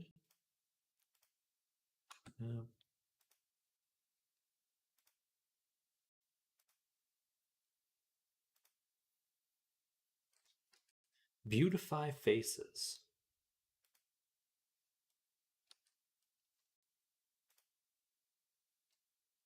Clean up, delete loose. Okay, there was some loose stuff.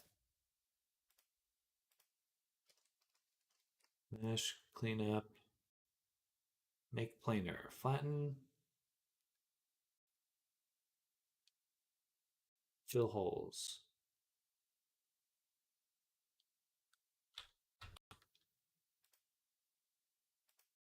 Really just like this mesh. I mean, I can see it. It's very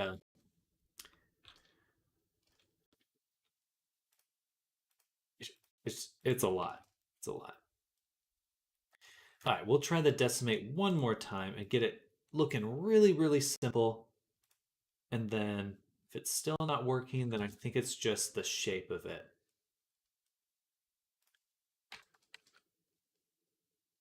In general.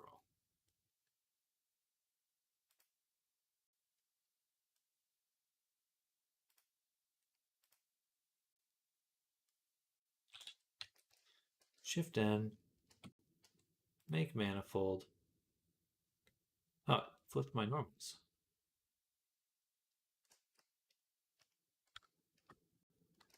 Or actually, just say flip. It's still messed up. Okay, so.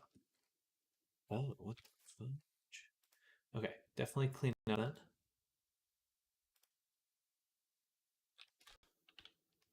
There we go.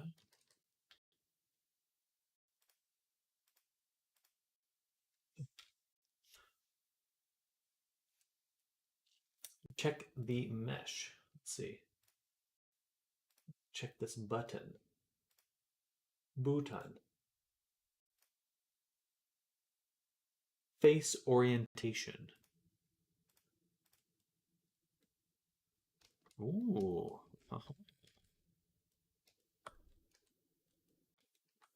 So there are holes. Okay, so how do we deal with those? Actually, sorry, let me delete this. And I'm going to go back to my original one and review it with this. This one seems fine, though. Let's back up. Give me back my simpler version.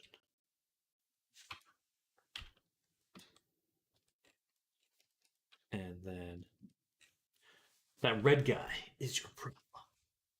Come here, red guy.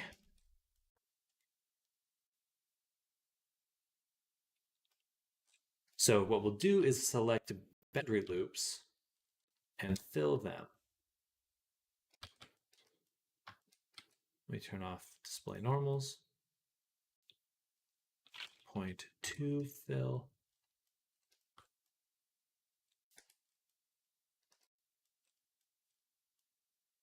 That's not going to work.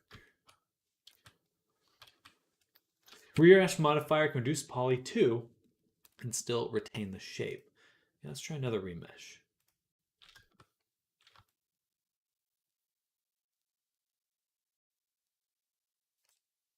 I've already done a little bit of it, but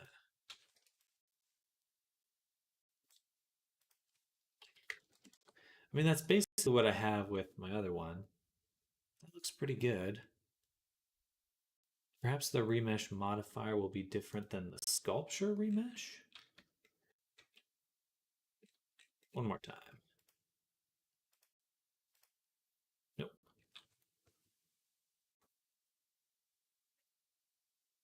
Oh.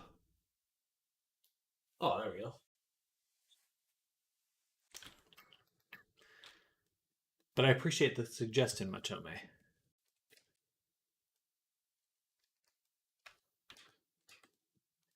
All the way home, I'll be warm. Ah, Christmas music stuck in my head.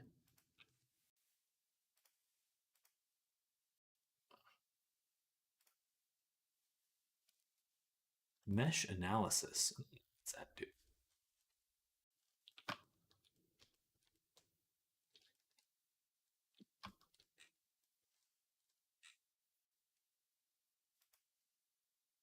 Okay, I think that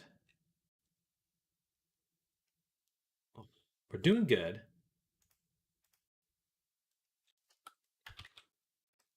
But probably time for another option. Let's go ahead and look up some solutions because I want better ways to retopologize. I want better ways to retopologize. Faster ways.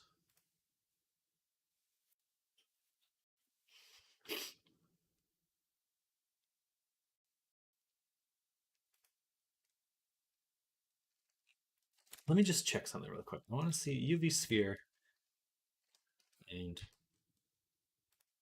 just remesh it. What is that opens here? All right, so it does work on this one.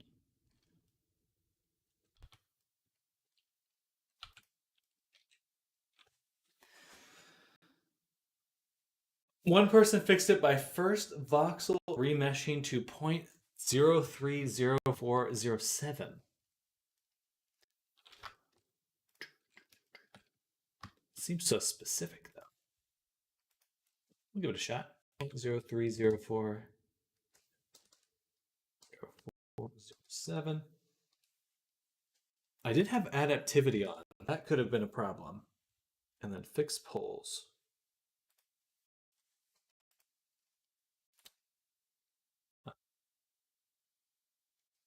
It seems smaller.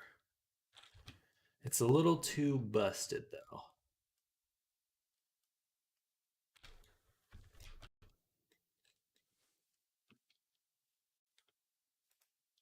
Let me try it just a little bit smaller one more time. Ooh, junky.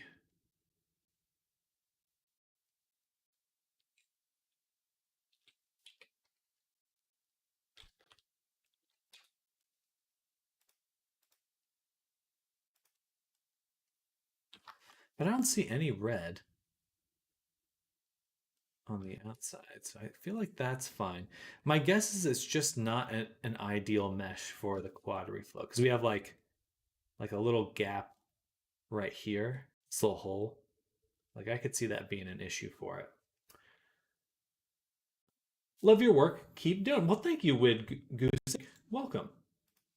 We're figuring out some. Oh, wait, it worked there. I wonder if it was bugged. It must have been the adaptivity. Either the adaptivity or it was bugged because it didn't have a successful one.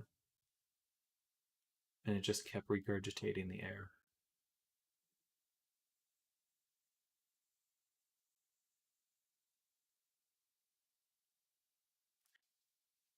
Odds are it crashes right now.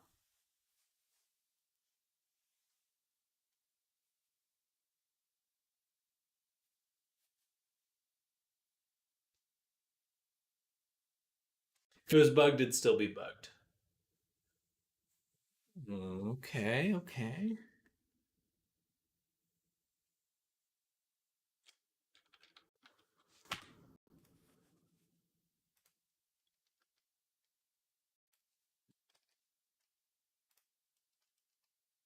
That is not great.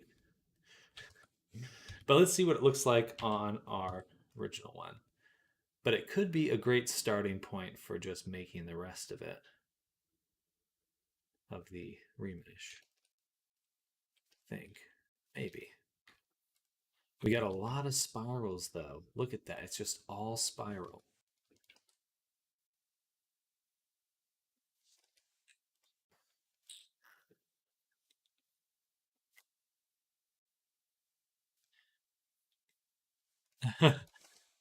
All spiral.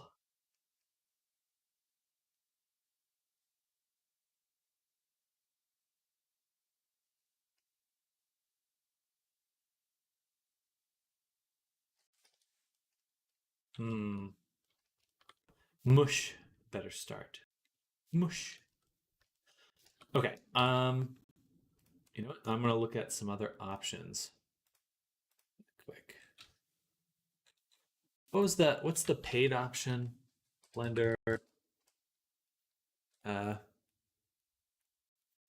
Quad remesh or whatever. Sure.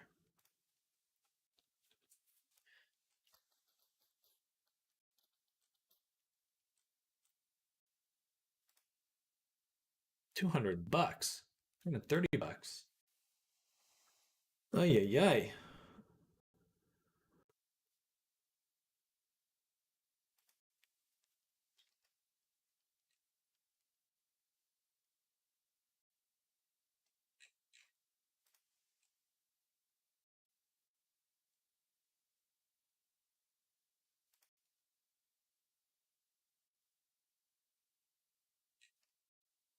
What are the odds though that it just gives me the same stuff? Right?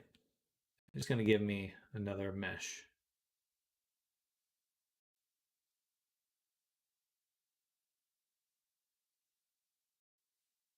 just as many issues. All right, back to manual work.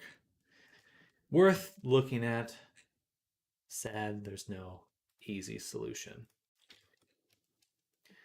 Back to work. Oh.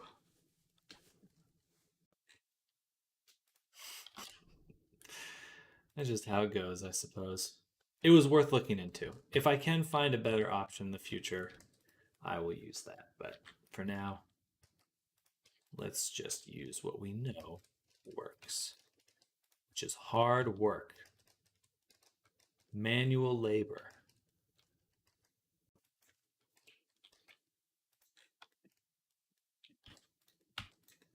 But I don't want it.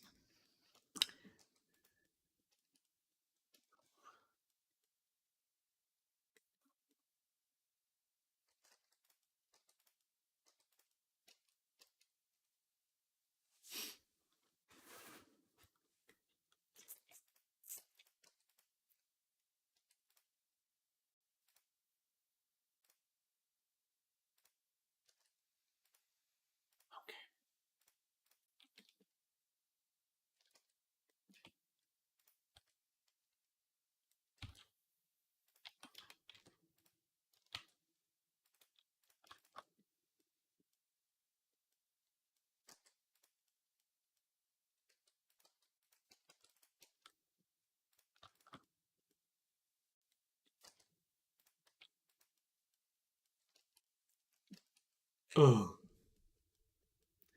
Really is a bummer though. Would love to just have something that could do this kind of work a little bit faster. Maybe it would be worth getting. So it's only 130 bucks. And if it's something that actually worked. Knock on the door, people who know that energy company we use and how it's built. Like, okay, no thanks.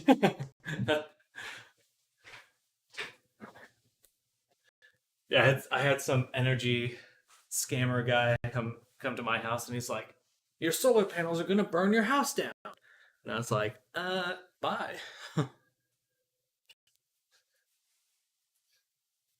People get weird when it comes to solar panels. They're real weird.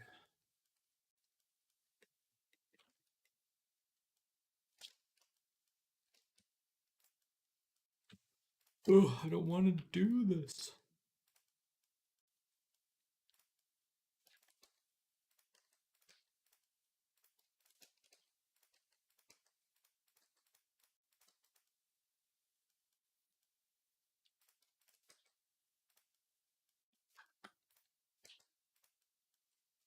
Who goes door to door in 2024? Maniacs. Desperate people looking for other desperate people.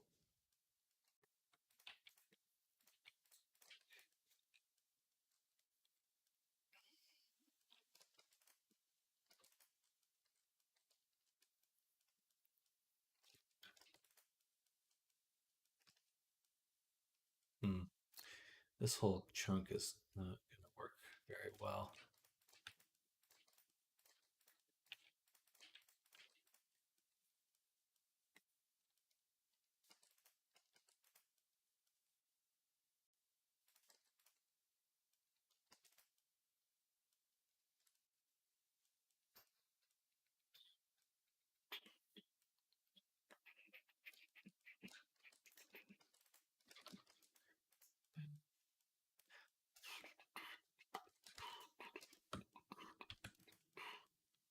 All right, that should be enough resolution to really start working on this.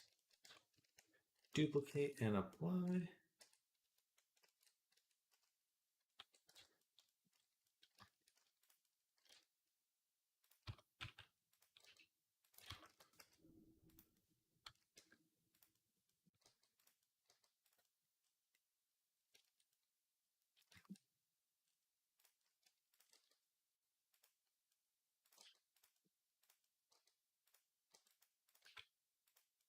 Sheepcake.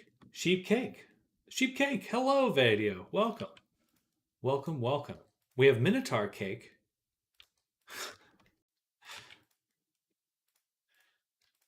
But sheep cake has already been made. I think Evadio's walking around with it right now. Oh, hello, Akazula. Hello, welcome. Welcome, welcome. Hello, everyone. How y'all doing? Welcome to the stream.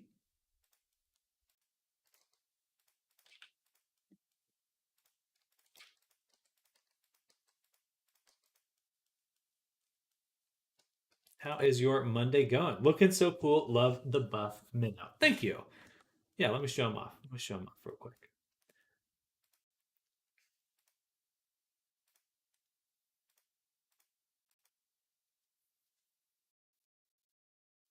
AKA likes the cake. They are my partners.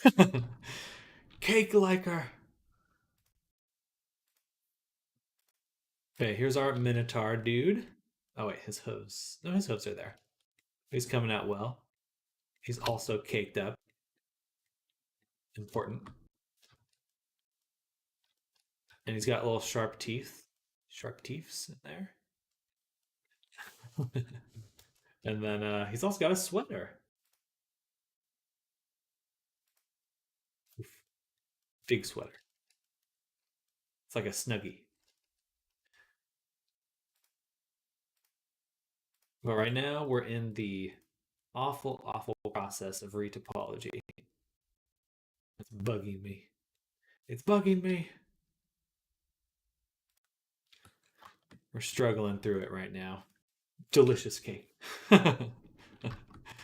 Don't get lost in the maze. Have to eat your way out.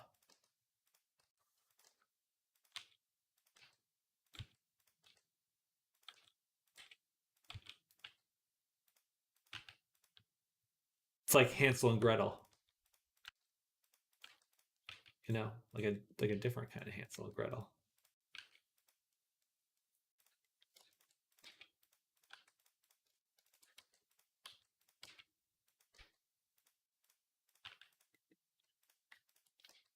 But how y'all doing? What are you up to this Monday? Just chilling? Chilling like some villains?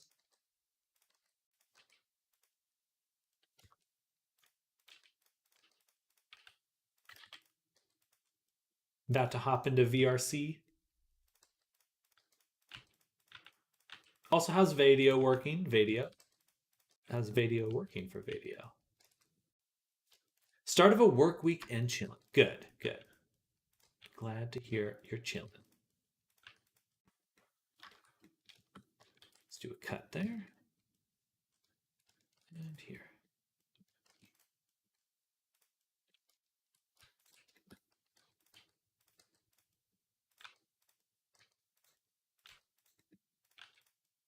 The model's amazing. People love it so much. I'm so glad to hear that. I'm very glad to hear that.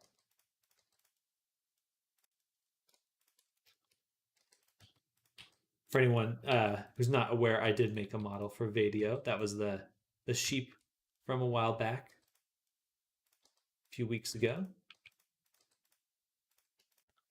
So long ago already. Crazy. That went by fast.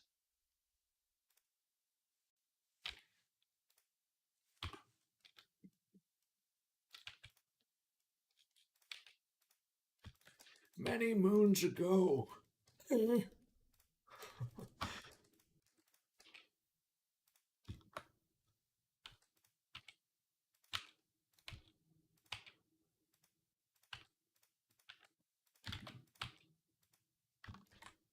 Lurk. Lurkin' and twerkin'. Well, let me know if anyone has any questions. We're just kind of chilling right now. I'm doing retopology, so oh, hey. Hydro19, thank you for the follow. Welcome to the stream. We're doing some retopology right now. We're in the midst of the difficult part. So let me know if you have any questions. I may space out a little bit, just because that's what this kind of work is all about. Spacing out as you meditate on how to make this work. But definitely feel free to interrupt my blank stare with any questions you may have.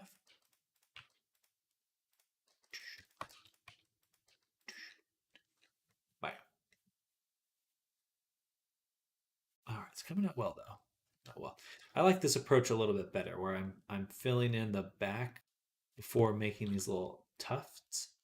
May go back and redo the legs in the same way. The leg fluff, I mean.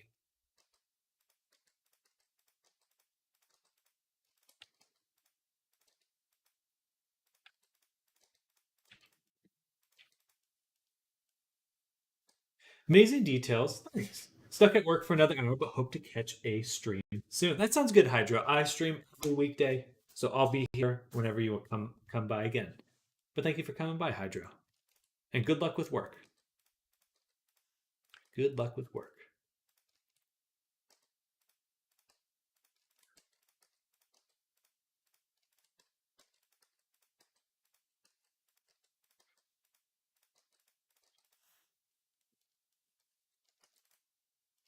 Bam.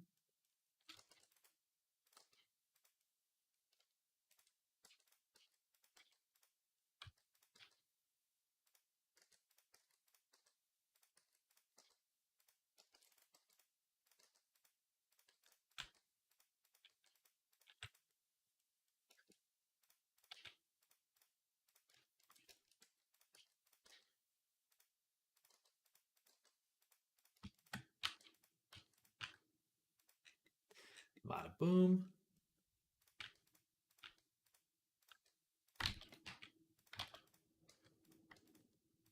All right. Keeping it going. Boom. Boom. This tuft. Then the next tuft. Next tuft. And another one.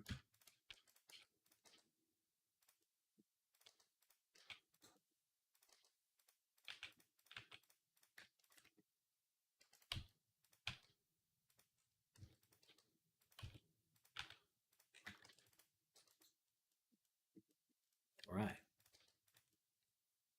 think that'll do. This one's tough.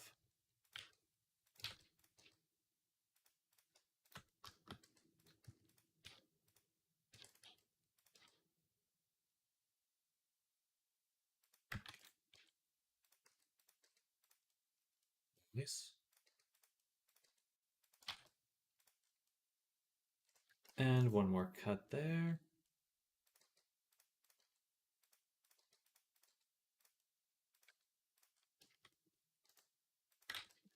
Another. Oops, wrong way. All right. We're getting there.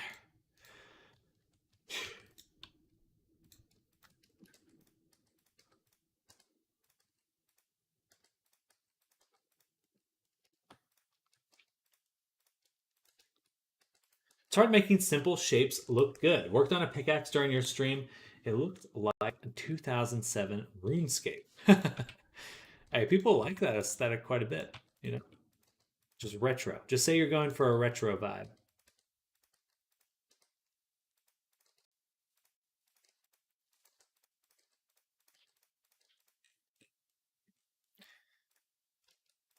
As an artist, you have every right to imply that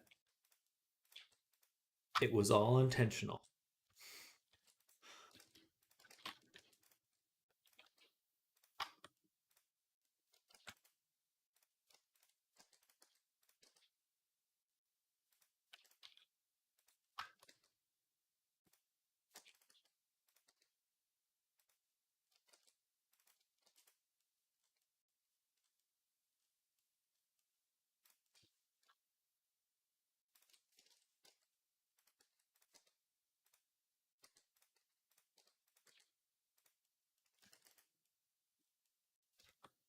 All right, so we got the edges looking pretty darn good. I don't know how we're going to get all this stuff looking proper, but we'll give it a shot. We're going to give it a shot. I think we'll do exactly what we were doing before and just fill in the bottoms of these, and then we'll worry about the tufts up top or in the middle. Rather just fill all this in first. that's so messy in there. Scary. I wish I could do Spyro Reignited. Simple, cartoony, but you still see the detail. Hey, nothing's stopping you, you know? Just there's a lot of great Spyro fan art and stuff like that. Good inspiration. You can always see if someone doesn't mind you taking their fan art and bringing it to life.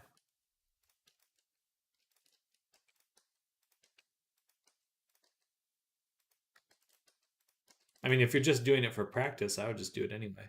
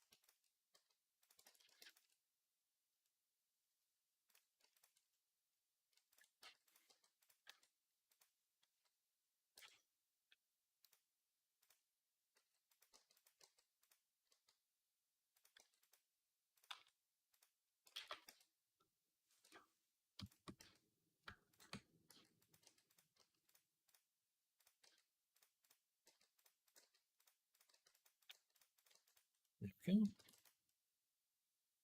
Perfect.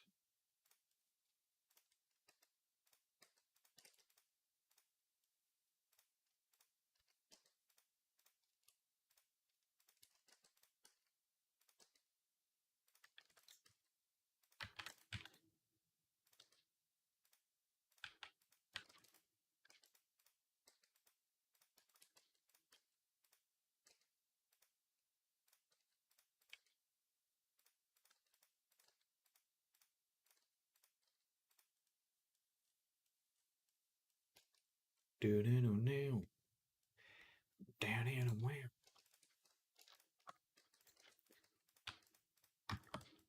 I mean, nothing's stopping you from making a fan game, you know? I would definitely encourage that. Make a little Spyro reimagined in your own style, your own flavor.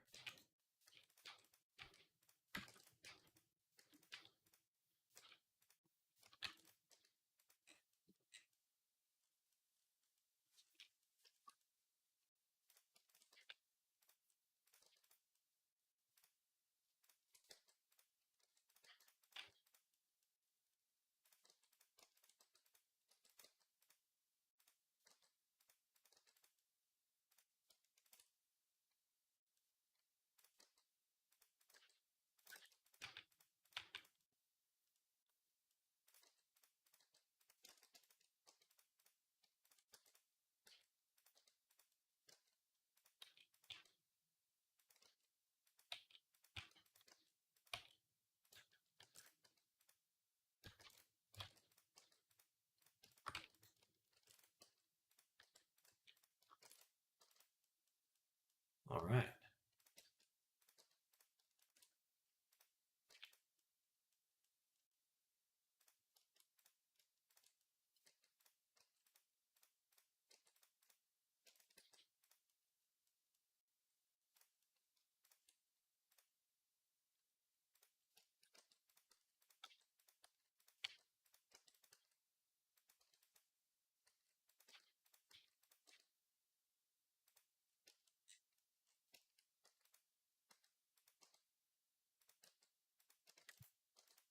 Wait, I poked through the backup files I brought with me, found the goofy little bird avatar I started to make, and promptly forgot about.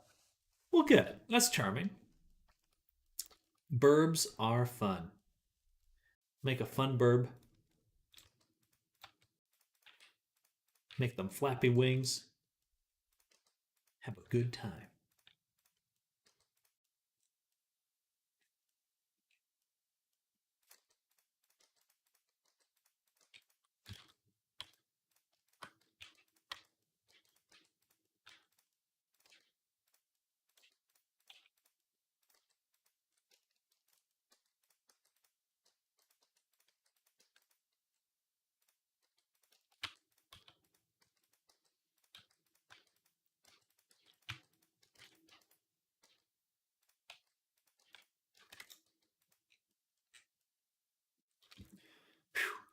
We're getting there. This is a challenge. This is difficult. Man, I was really hoping to get to substance painting today, but I don't think we will. We got a whole nother day of. We'll get to it tomorrow, I guess.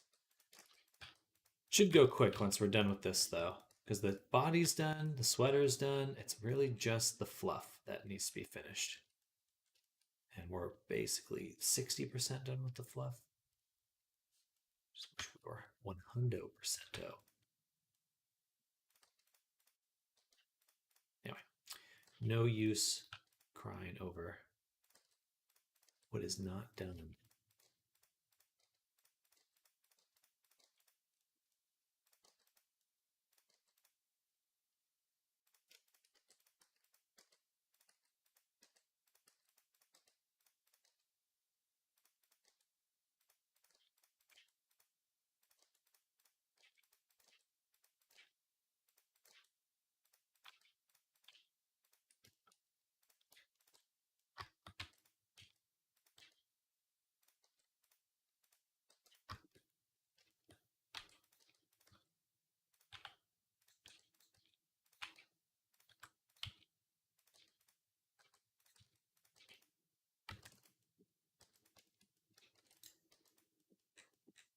All right. Okay, following that up.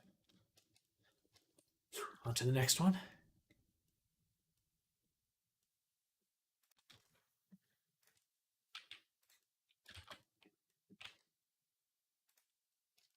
Hello, Motherly. Welcome back. Hello, hello.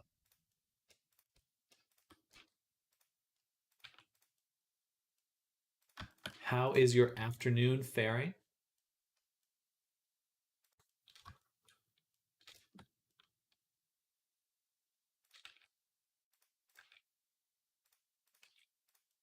Howdy, JW. Welcome back. Working on something else. Yes, we're working on our Minotaur. So I usually do 2 commissions at once. Keeps me feeling invigorated and focused. I tend to burn out on just doing one. But you can see the Minotaur above me, right? Working on him. Right now we're getting the arm fluff squared away. So we're trying to get that retopologized so we can start baking. I'm all right, just struggling with the facial design. That is a challenge. Usually my when I'm looking for inspiration, I just go through Pinterest. That's one of my favorites for finding good images. Still working on your redesign. I think that's for you, Motherly. Mr. Krabs, hello. Sorry to bug you about this. Can you help me edit a small part of a 3D model for my daughter's birthday? Please understand if it's not, and it's all good. You can also reply in as chat as my audio isn't working. Apologies. All right. I do not have to edit a model. Good. Apologies. Bye.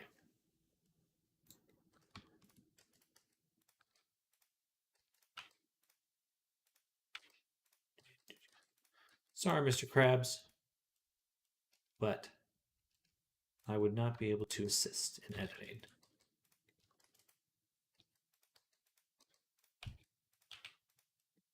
Unfortunately, I have to finish my work. Gotta get through this as quickly as possible.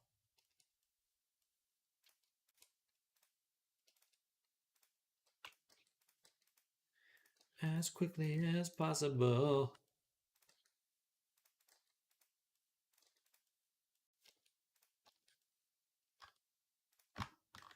But I appreciate your interest.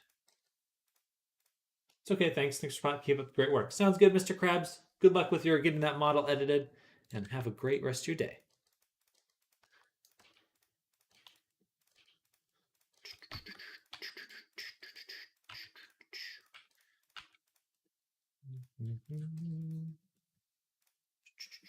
And get the fluff. Oh, this one looks so weird. Right here, this one got like destroyed. I bet this was the whole reason it wasn't doing the remeshing right here. This little nubbin. I can feel it. I can feel it.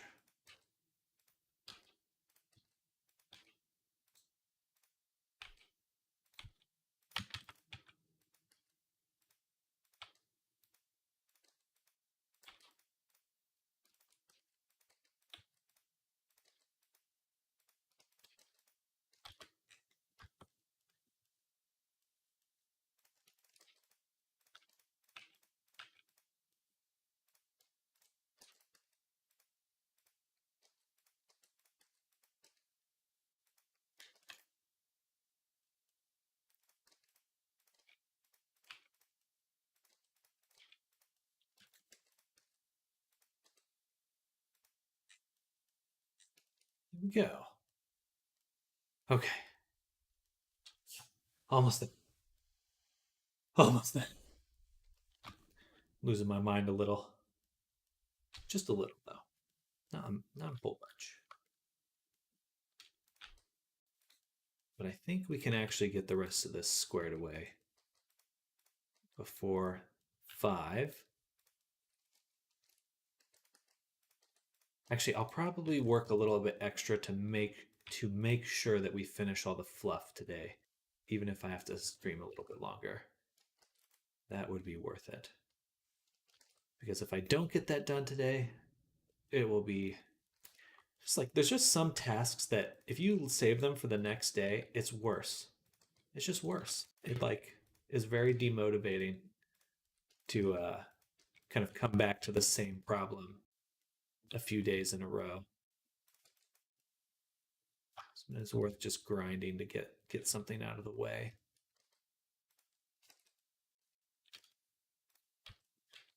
Boom. Boom. Boom.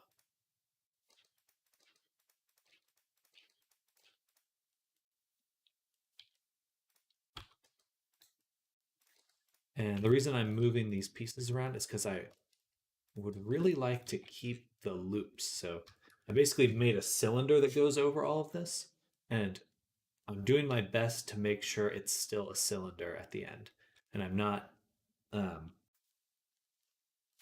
changing too much, not making massive edits that will change how it unfolds. That being the most important part. How does it unfold in a UV map? I want it to unfold very nicely and organizedly. Organizedly.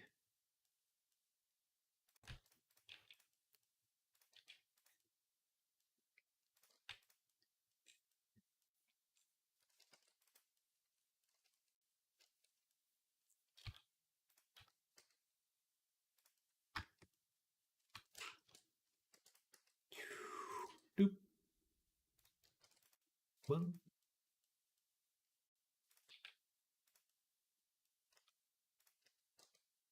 well, organizedly.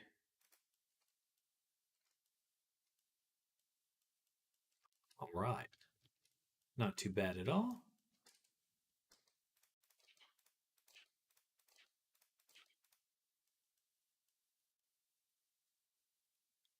There's a big gap right here between these ones. I could just run a cut there, and I will. And I will.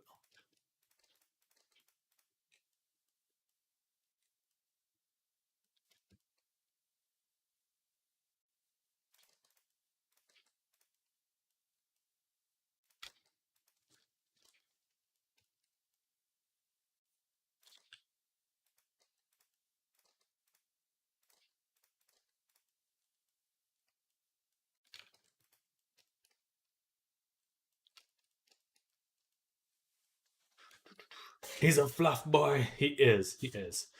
He's a very fluffy boy. Too much fluff. Is there such a thing?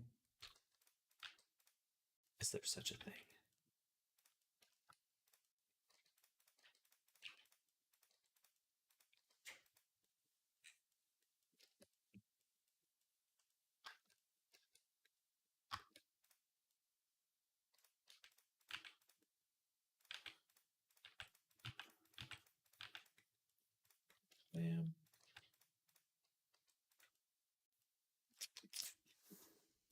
The way that this topology is working leaves me confused.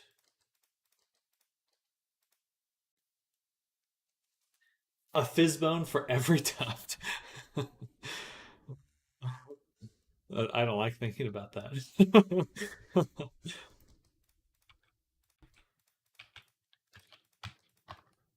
It would be nice if there was an easier way to do some soft body physics, but I think there's got to be a way because you could bake a vector map for like a global space and like orientation. It's there's a possible way. Reading that made my computer start sweating.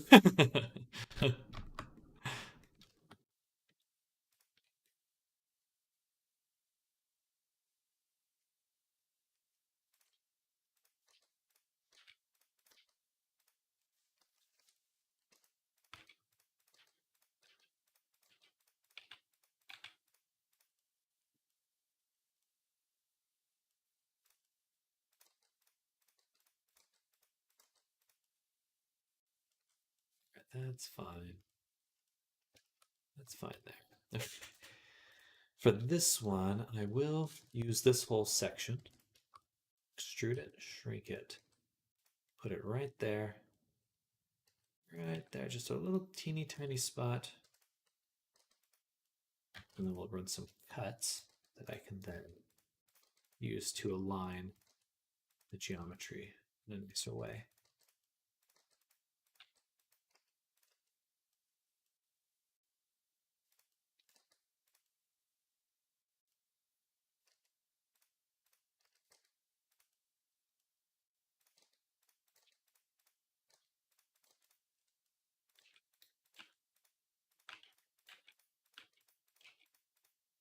You must construct additional files. I shared Silly Burb. It's a low poly mix. Let's do it. Oh, that's really charming. Look at that. That's really cute. Is it rigged or did you model it?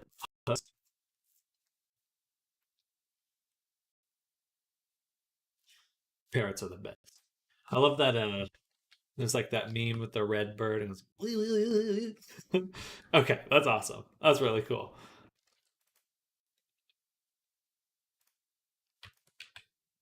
My favorite burb. Great work. Great work, Wendy. That is coming out super well.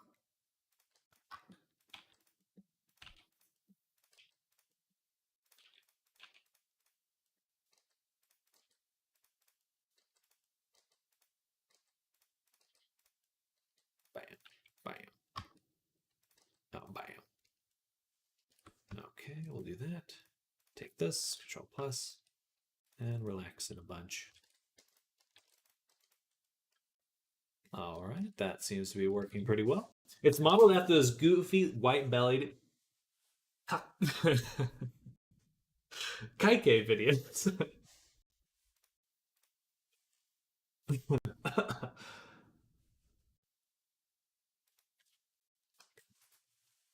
I wish I had the energy for one of those. They're so fun, but so much work. Yeah, I think I'd feel bad getting a bird I didn't have time for. Haik. Haik birds. Perfect. All right, we're standing up again. We're standing up again. I got tired of sitting.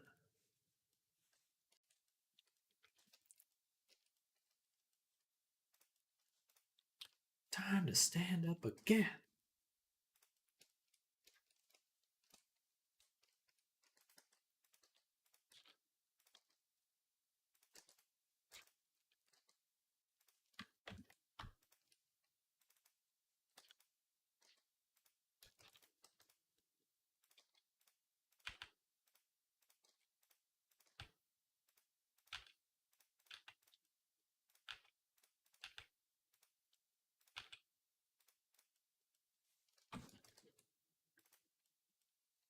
All right, that worked out well. Well, that's awesome. That is awesome. It'd be cool to have like a little they do have the little follower prefabs that you can download for VR chat. You could add your little bird so it like flies and then like floats nearby or like lands on your shoulder or something. That'd be fun.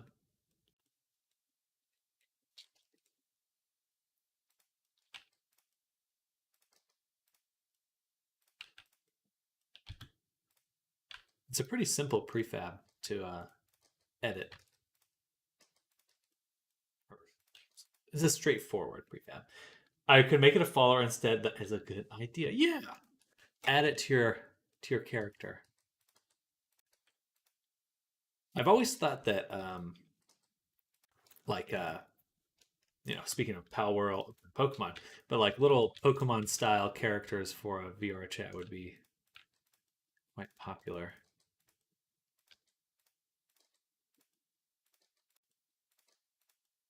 I know someone tried to make some sort of combat system between Pokemon in the past, but I don't know how well that would work. It'd be challenging. That's what I'm trying to say. That would be really challenging. Then I don't have to try to make it work with the human rig. Just animate it all cute. Exactly. He's just your little buddy. He's just your little buddy. He's just a little guy.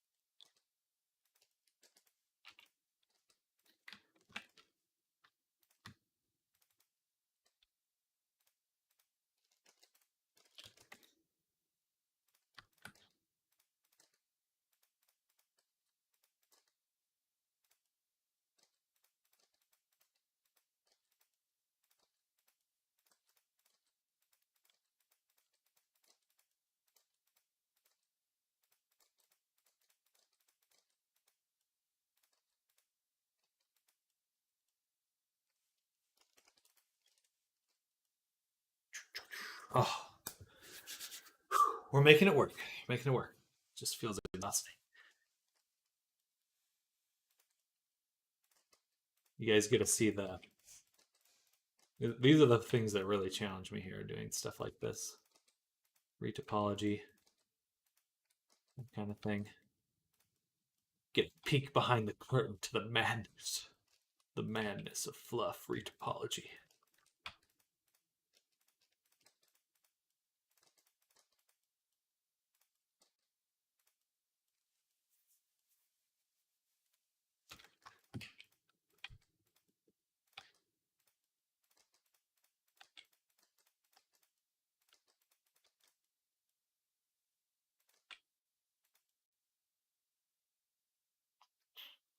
I think I want one there, this one here, and then this one here.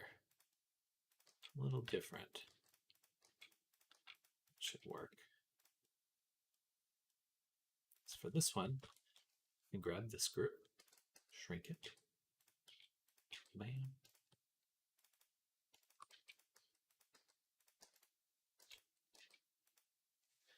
That's why my model is all bones.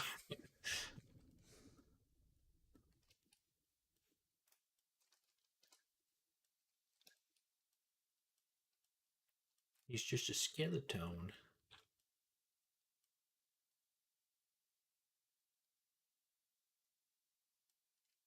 It's fine. Do that.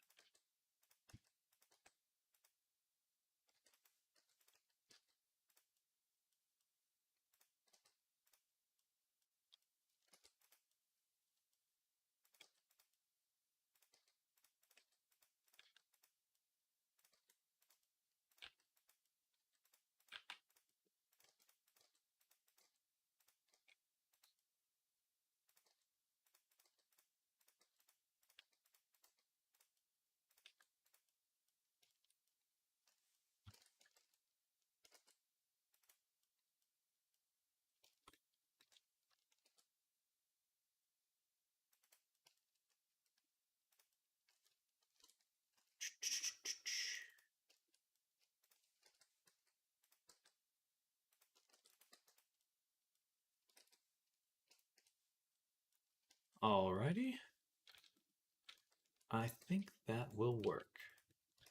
Maybe one more cut at the base, just to really get around these bumps right there. This sucks right here, though. So select this, these two, hit J. A little unorthodox here, but I'm for it. For it. Oops.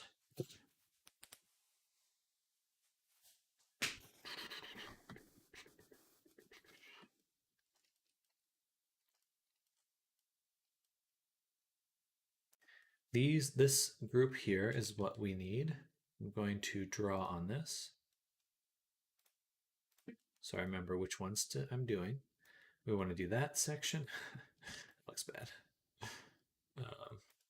So these ones, just put an X. And some of these. That's it, because the rest probably touch the art, and we won't actually need to do them. Okay. Here we go.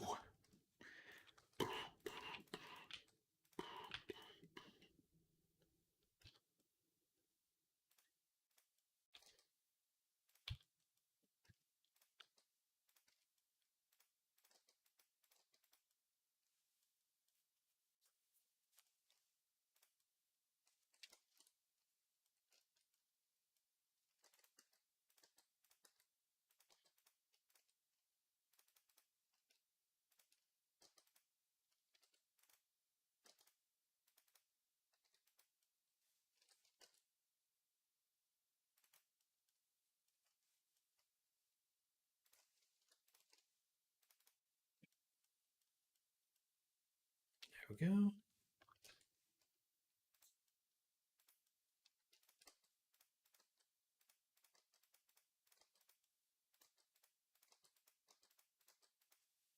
Well, there we go.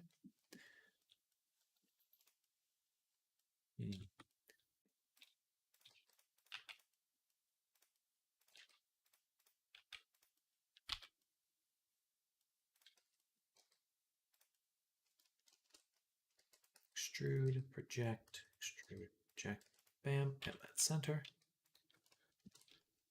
There we go.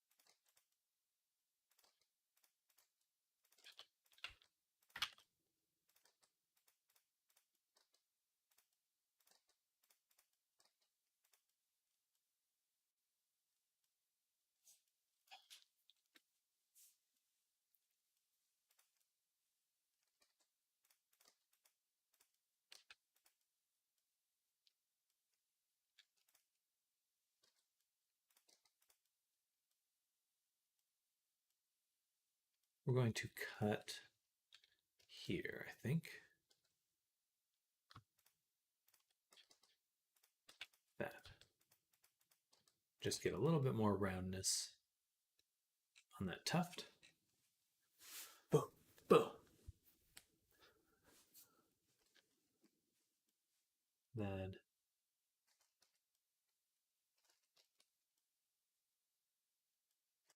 I feel like there should be, yeah, right here. This tuft line. Do I use this one?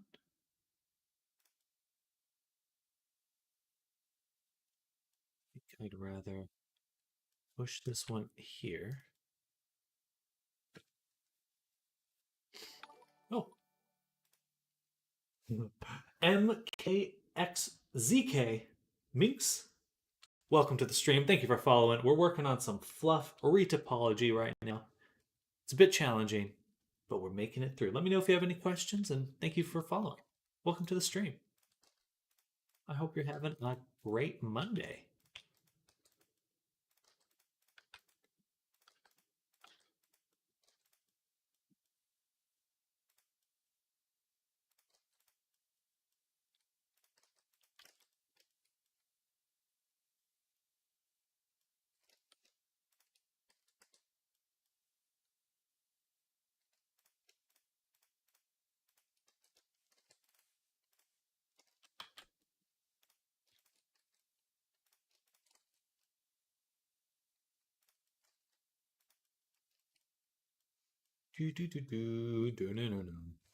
Okay, I think we just got to risk it now.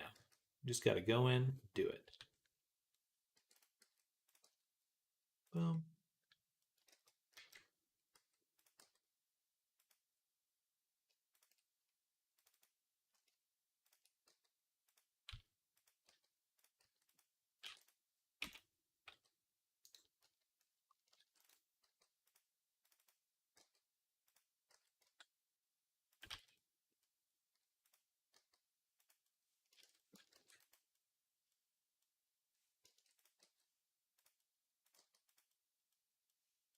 All right, there's some tufts.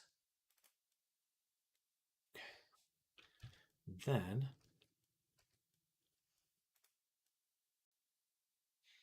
we can take this one, put that here. Ooh, okay. No, that'll work because I can grab the group, extrude it, shrink it.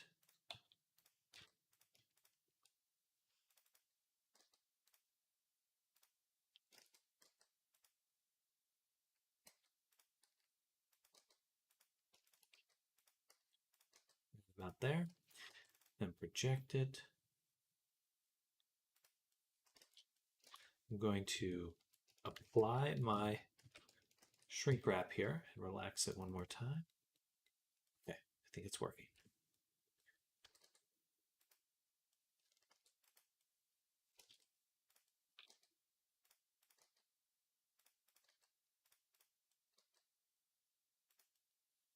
Tricky, tricky, tricky.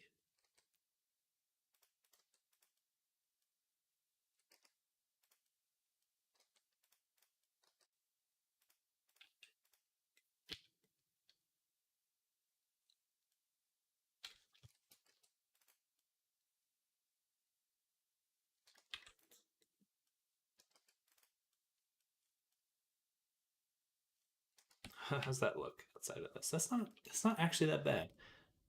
Wasn't sure how that was going to come out. It's losing a lot of resolution here on this side. Maybe we can wrap these around here, or we could do a... Okay, I see. Some of this geometry got sucked into the tube.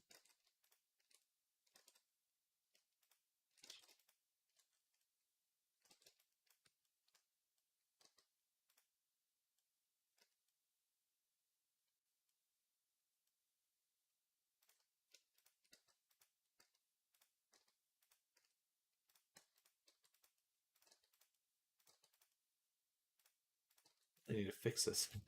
It's like it turned poopy right here. Almost literally. It reminds me of one of those little sand castles.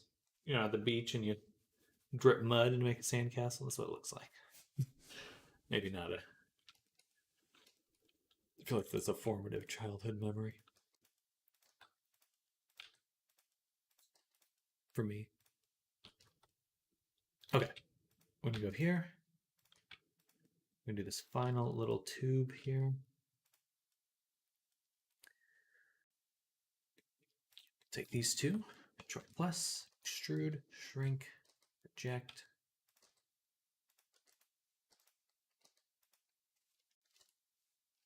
Bam, relax. Boom. Check and relax. Just like to line them up.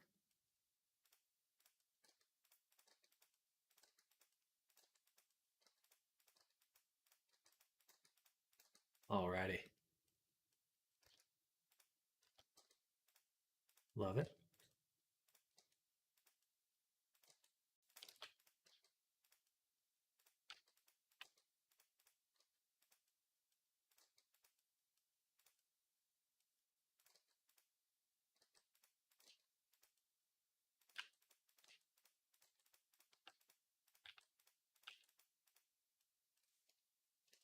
There we go.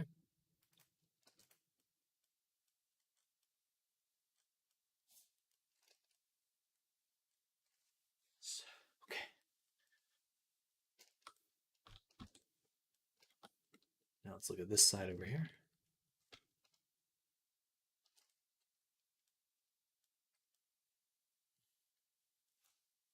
I feel like I could actually use a bit more cuts. So I'm going to do that.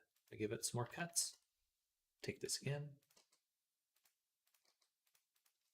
Grab it, extrude it, shrink it, eject it, extrude it, collapse it, cut, reject. All right. The usual MO for these little tubes. Tubes. What do you think a motorcycle is made of? Tubes and glass. Tubes and glass. I wonder how many tries you have in one of those fluffs versus the whole model. Do you mean the retopology fluffs or the sculpt fluffs?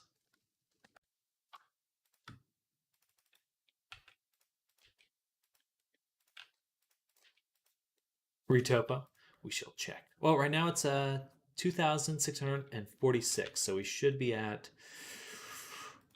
roughly 5K, probably 6K for the arm fluffs.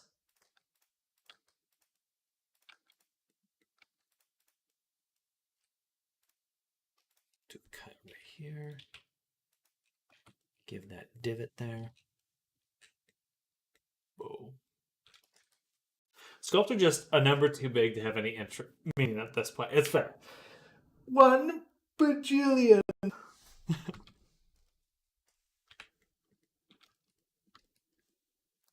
Like a Austin Powers.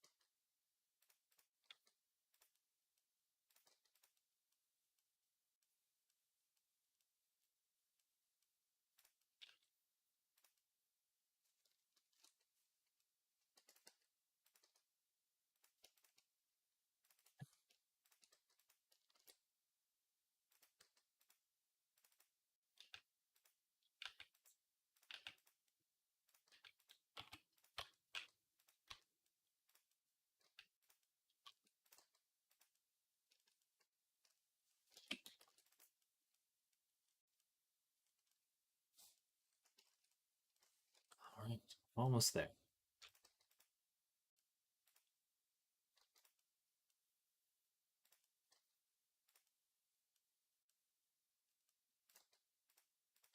A lot of hard work to get to this point. Hard work.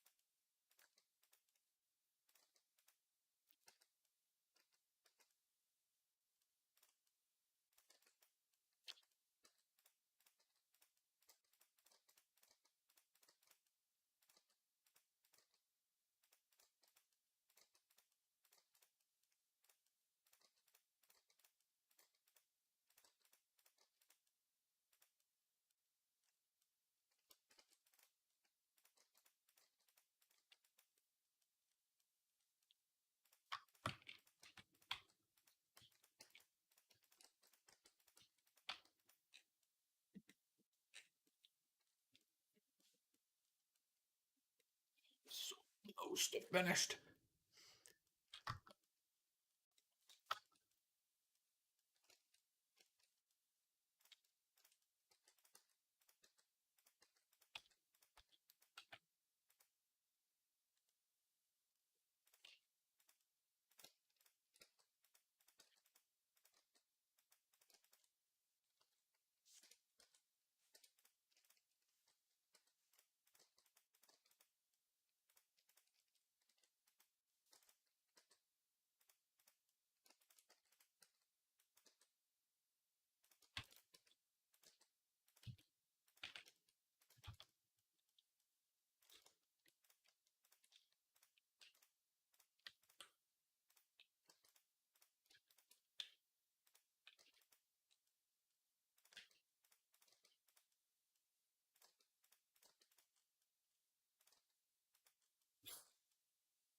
Beautiful, amazing, powerful.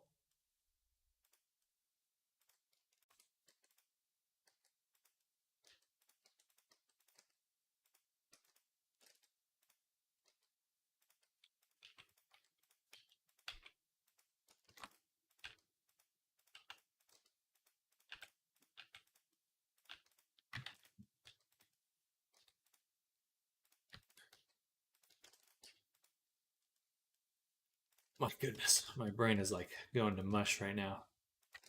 But we're almost done. Yeah, let's do the selection.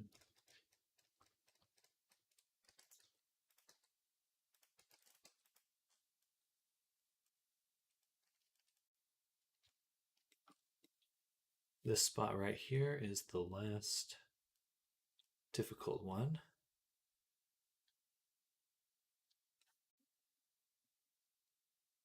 So I think what we'll do for this one is line up this on the edge of the whole section. And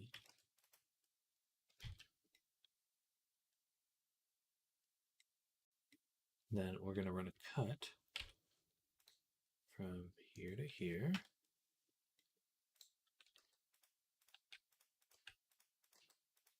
Kind of pushing it under.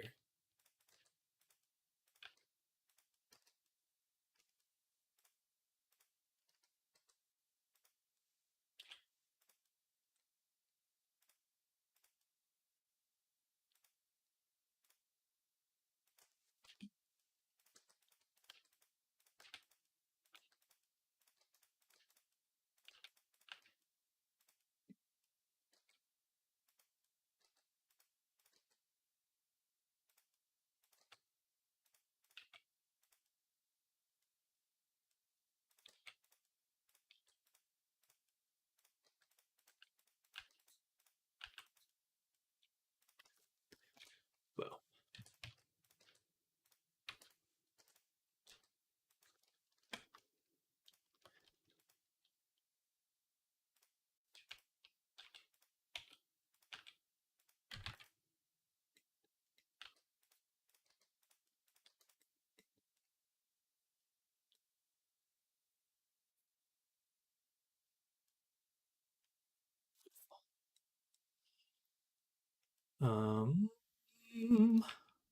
we can just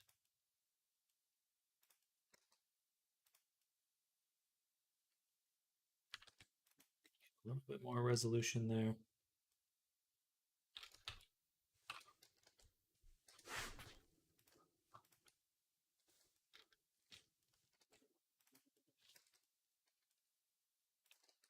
Don't want to go too far down there, but can definitely take this one, extrude it, shrink it.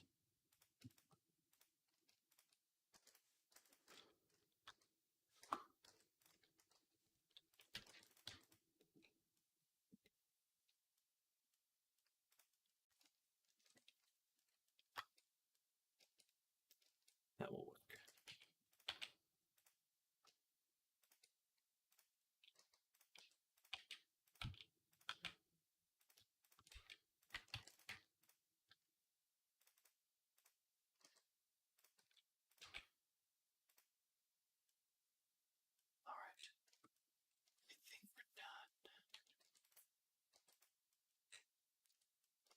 Sam, I have to go. Thanks for all your information again. So helpful and so motivating. I'm glad to hear it, Chava. You it was a good time because I think I'm done as well. I'm done with this fluff. And it's good. Finished it now because I think we're pretty much ready to go. I'm gonna finish the groin fluff tomorrow, leg fluff tomorrow, and then we'll be good to go. But it is time for me to end the stream as well. So, good timing, Chava. But enjoy your day, Chava. Hope to see you tomorrow. And thank you for hanging out. But for everyone else, too, it's time. I gotta go. I'd love to keep working, but it's Monday. I'll burn myself out on Thursday or later in the week instead. But Eben, Sky, thank you for hanging out. Everyone that's lurking right now, much love to all of you. Definitely hit that follow and subscribe button. Back tomorrow. JW, thank you for coming by. Have a good one as well. Same to you, Wendy. Same to you, MCs. Thank you. Thank you for saying it's a great stream. Certainly a great one when you all are here, hanging out with me, and keeping me motivated. Thank you. But I'll see you all very soon. Enjoy the rest of your day. Tomorrow will be Tuesday. We'll already be one day into the week. Hoping to finish the Minotaur by Friday at the very latest. Anyway, I'll see you all then, and have a great rest of your day. Bye, everyone. Bye. Bye.